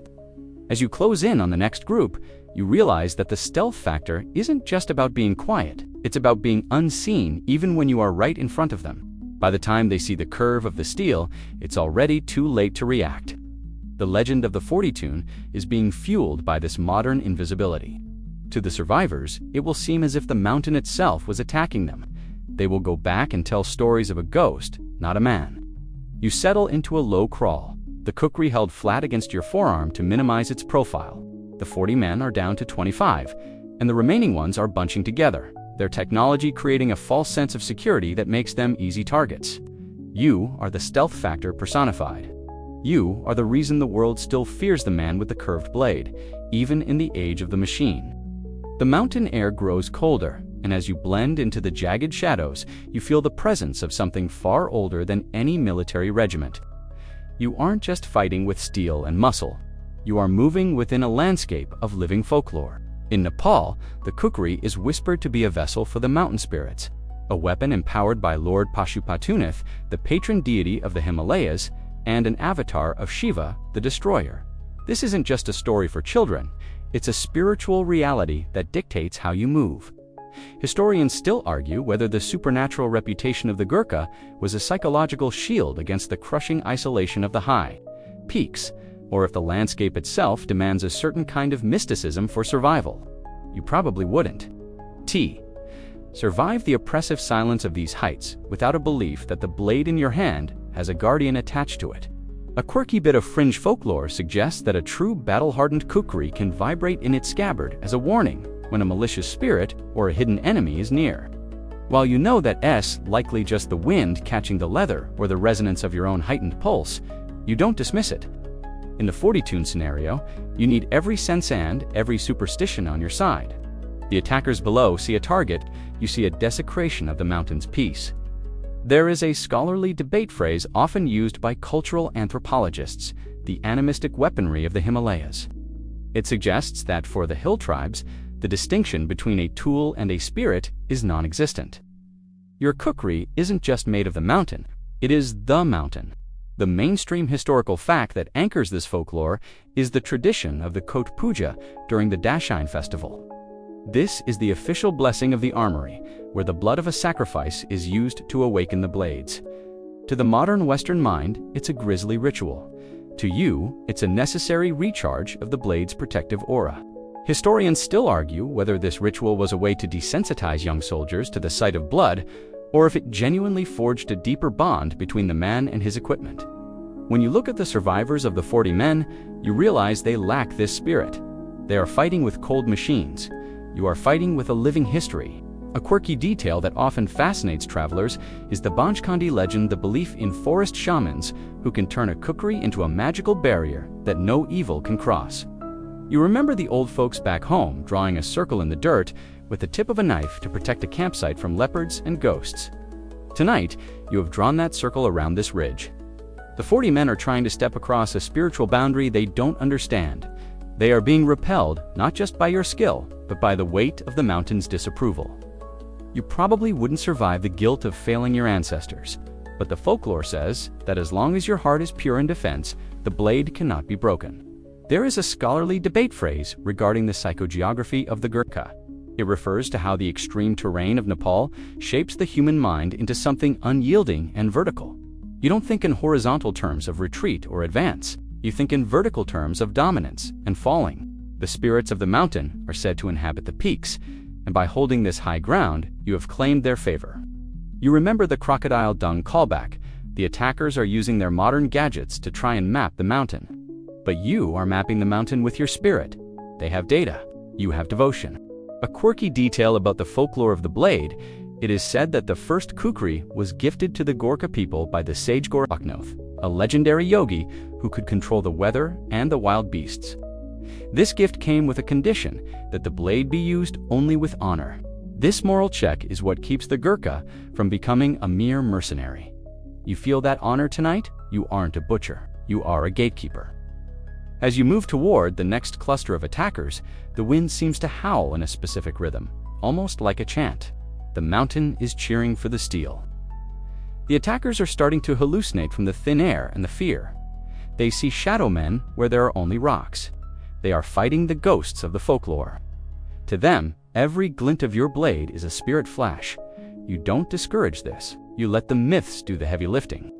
You stay in the blind spots of their perception, moving with the jagged irregularity of the ridge itself. You are the Banchkhandi come to life. As the next man approaches, his eyes are wide and glazed. He isn't looking for a soldier anymore. He's looking for a demon. You step out from behind a monolith of granite, the kukri held high. The folklore says that the blade is the lightning bolt of the peaks. As you bring it down, you aren't just ending a threat. You are completing a ritual that began centuries ago. The 40 men are a sacrifice to the mountain's silence, and the legend of the spirits of the blade is about to receive a terrifying new confirmation. As the mountain wind whistles through the jagged rocks, you find yourself momentarily thinking about the steel itself, not just the legend, but the physical reality of what you hold versus what is sold in the neon-lit markets of Kathmandu. To the untrained eye, any curved knife is a kukri, but you know better. You are holding a weapon of war, while the 40 men below might have been fooled by the tourist trap of counterfeit steel.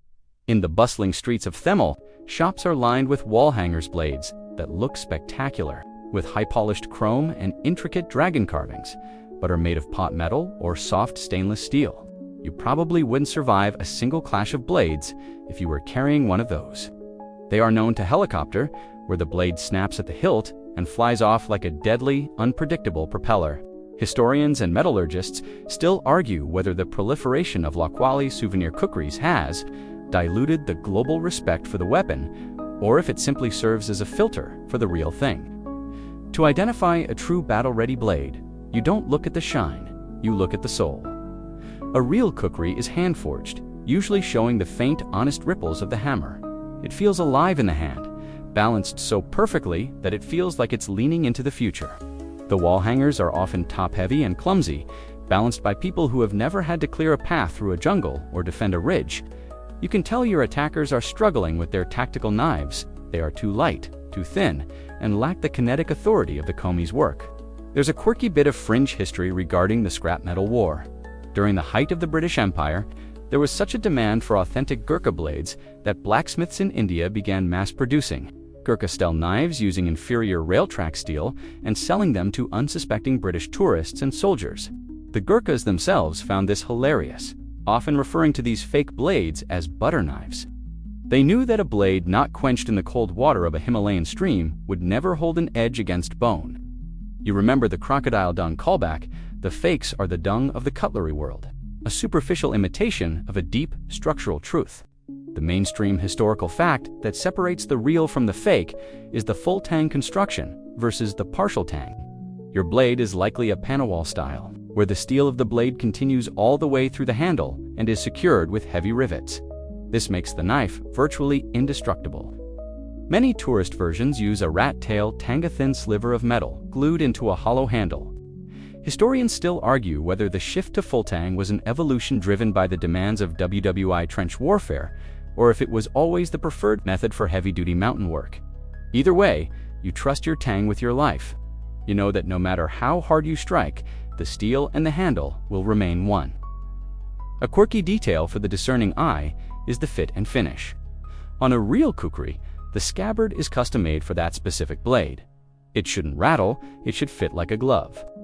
If you hear a clack-clack when you walk, you aren't a warrior, you're a walking target. Your scabbard is silent, wrapped in high-quality water buffalo leather that has been treated with natural oils to resist the rot of the damp mountain air. You probably wouldn't survive the stealth requirements of this night if your equipment was announcing your position with every step. The 40 men are loud. Their nylon gear swishes, their plastic holsters click, and their cheap knives rattle in their sheaths. They are a symphony of fake in a real world. There is a scholarly debate phrase used by collectors, the authenticity of function. It suggests that a tool is only real if it can perform the task it was designed for. By that definition, your kukri is the most authentic thing on this mountain. It has been tested by fire, water, and now the reality of the 40. You aren't worried about counterfeit bravery because your training was just as hand-forged as your blade. There were no shortcuts in the Doko race, and there are no shortcuts in the forge. A quirky detail about fake kukris: many are stamped with "Made in India" or Nepal in perfect machine-aligned English letters. An authentic village blade often has no markings at all, or perhaps a small hand-punched symbol from the individual kami. It doesn't need to advertise its origin. The first swing tells you everything you need to know. As you prepare to engage the next group of 5, you feel the density of the steel. It's heavy, honest, and unyielding. The attackers are closing in on your position, but they are hesitant. They've seen what your real steel does to their fake confidence. They are realizing that their mass-produced gear is no match for a tool that was birthed in a charcoal pit and tempered in a mountain stream. You step out from the shadows, the satin finish of the blade, catching just enough light to show them the curve. It's not a tourist souvenir, it's not a wall hanger, it's the end of their story. As you swing the blade in a low lateral arc, you realize that the world is full of imitations, but the mountain only respects the truth. The 40 men are the counterfeits of this nightmen, pretending to be warriors in a landscape that demands the real thing. You are the real thing. The legend of the one-man army is built on the foundation of authentic steel. And tonight, you are proving that the tourist trap is for those who don't intend to come back. The remaining attackers are scattering, their coordination shattered. And as you watch them retreat into the crags, you realize that the curve of your blade has left a permanent mark on the world's tactical consciousness. You aren't the only one carrying a recurve anymore. If you look at the catalogs of modern knife designers from the United States to Germany, you'll see Kukri-inspired tactical folders, survival choppers, and combat fixed blades. The world's elite forces have spent the last few decades barring the Gurkha's homework.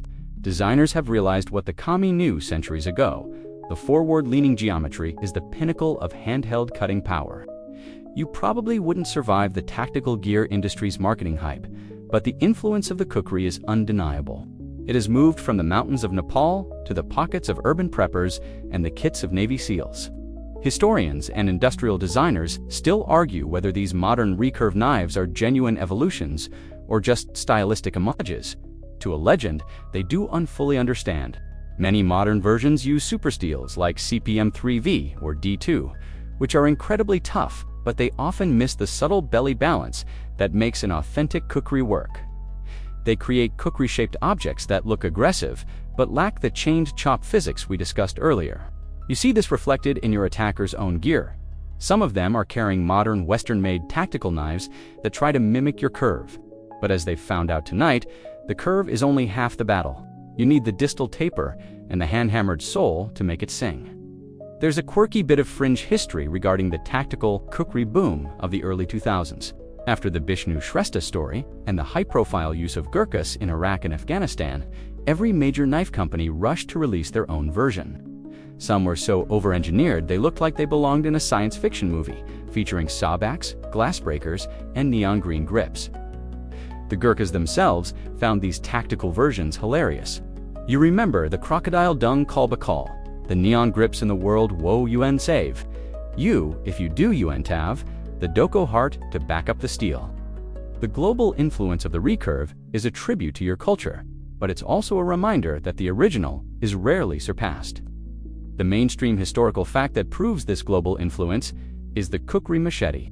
In the jungles of Central and South America, the traditional straight-bladed machete is slowly being replaced by kukri-style choppers produced by major tool companies. Farmers and bushcrafters have discovered that the inward curve is superior for clearing woody stalks and heavy vines. It's a rare example of an ancient military design successfully transitioning into a global agricultural standard.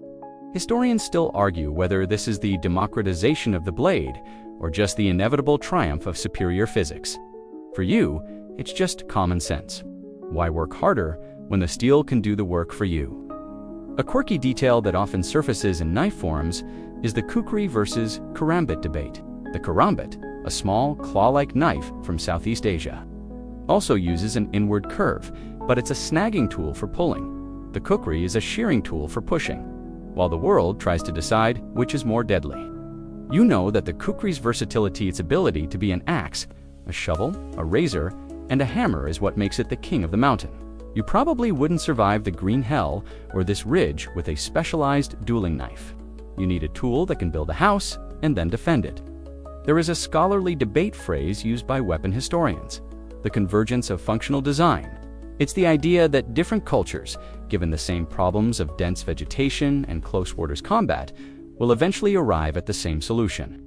But the Gurkhas got there first, and they did it with more style. The global recurve trend is a silent acknowledgement that the bravest of the brave knew what they were doing in the 18th century. You feel that validation tonight? The attackers are carrying borrowed technology, but you are carrying the source code, a quirky detail about modern influence. Even video games and movies have become obsessed with the kukri. From Resident Evil 2 Far Cry, the blade is often the ultimate unlockable weapon, a symbol of heightier lethality. This has created a generation of people who know what a kukri is, even if they've never seen a mountain. You find it ironic that while people are clicking to use a kukri on their screens, you are here in the freezing dark, using the real thing to save your life. The global influence is a shadow. You are the substance. As the remaining attackers bunch up for one last desperate stand, you realize that the world's fascination with your blade is a psychological force multiplier. They aren't just fighting you, they are fighting the final boss of their own tactical imaginations. They've seen the movies, they've played the games. They know that when the guy with the curved knife shows up, the story is usually over. You use this to your advantage, moving with a deliberate cinematic slowness that heightens their panic. The recurve has conquered the world, but it belongs to the Himalayas. You adjust your grip, feeling the rings of the handle. The legend of the 40 is about to reach its conclusion. And as you step into the light of their final flare, you aren't just a soldier, you are the archetype. The global influence of the kukri is about to be demonstrated, not on a designer's drawing board, but on the cold, hard stone of this ridge. The ridge is nearly silent now, the few survivors of the 40 scrambling blindly toward the tree line, and as you stand amidst the settling dust, you feel the crushing weight of the Victoria crosses that have been pinned to the chests of your brothers for over a century.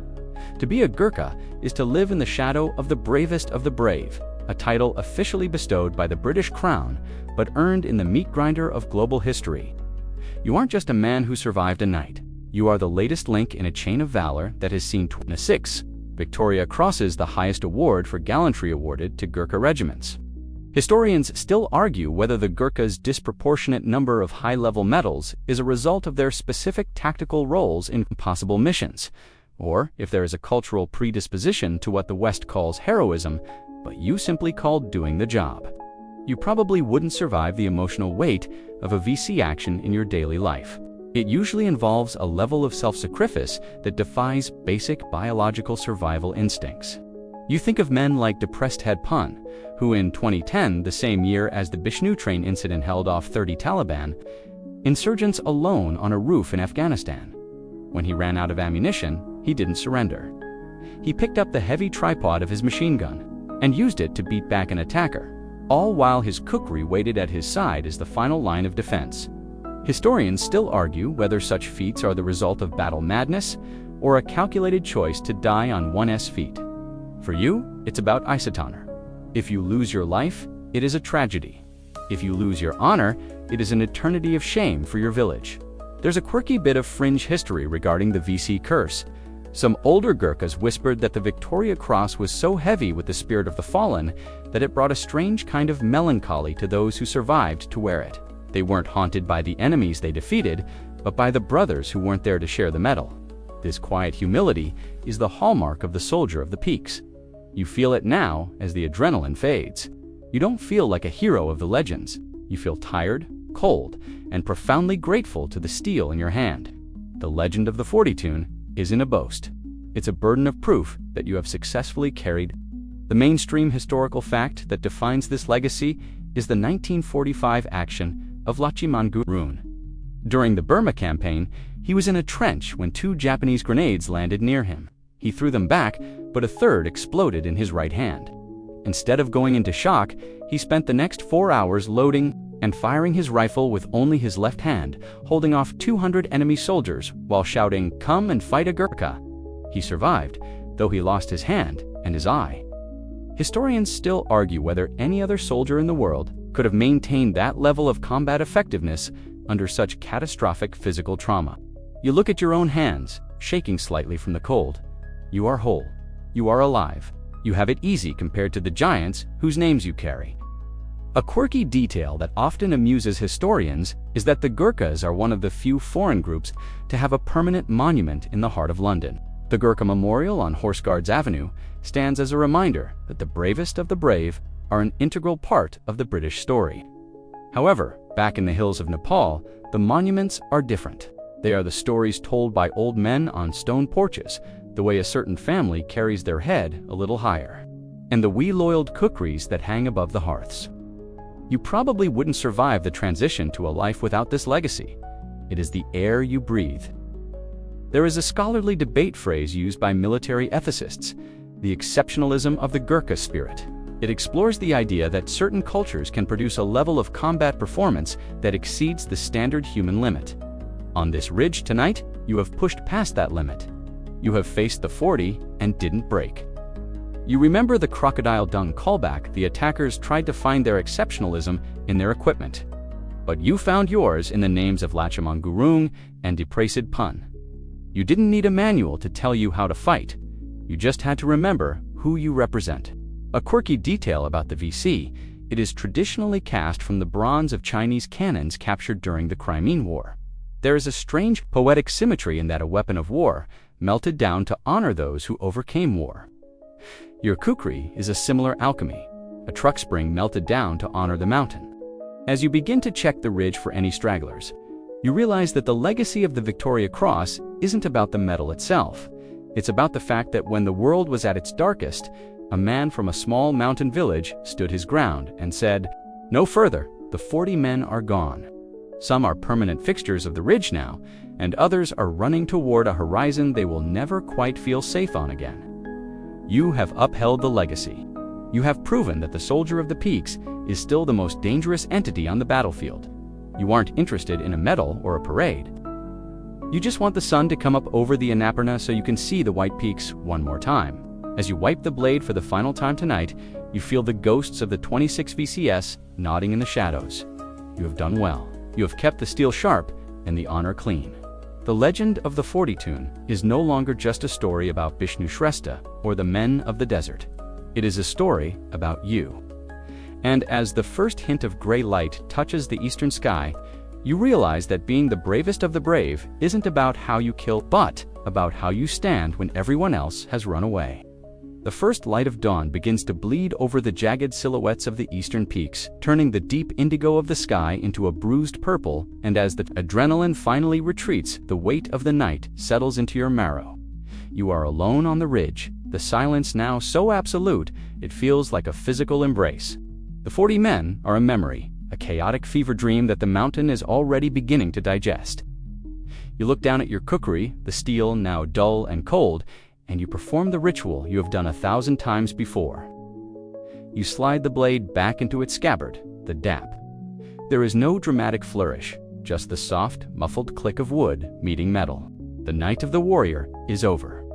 The morning of the man is beginning. Historians still argue whether the most profound part of the Gurkha legend is the violence of the battle or the silent, humble return to the peaks that follows.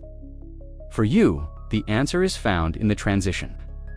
You aren't staying on this ridge to build a monument to yourself. You are going back to the village. You probably wouldn't survive the hollow emptiness of a life lived only for war.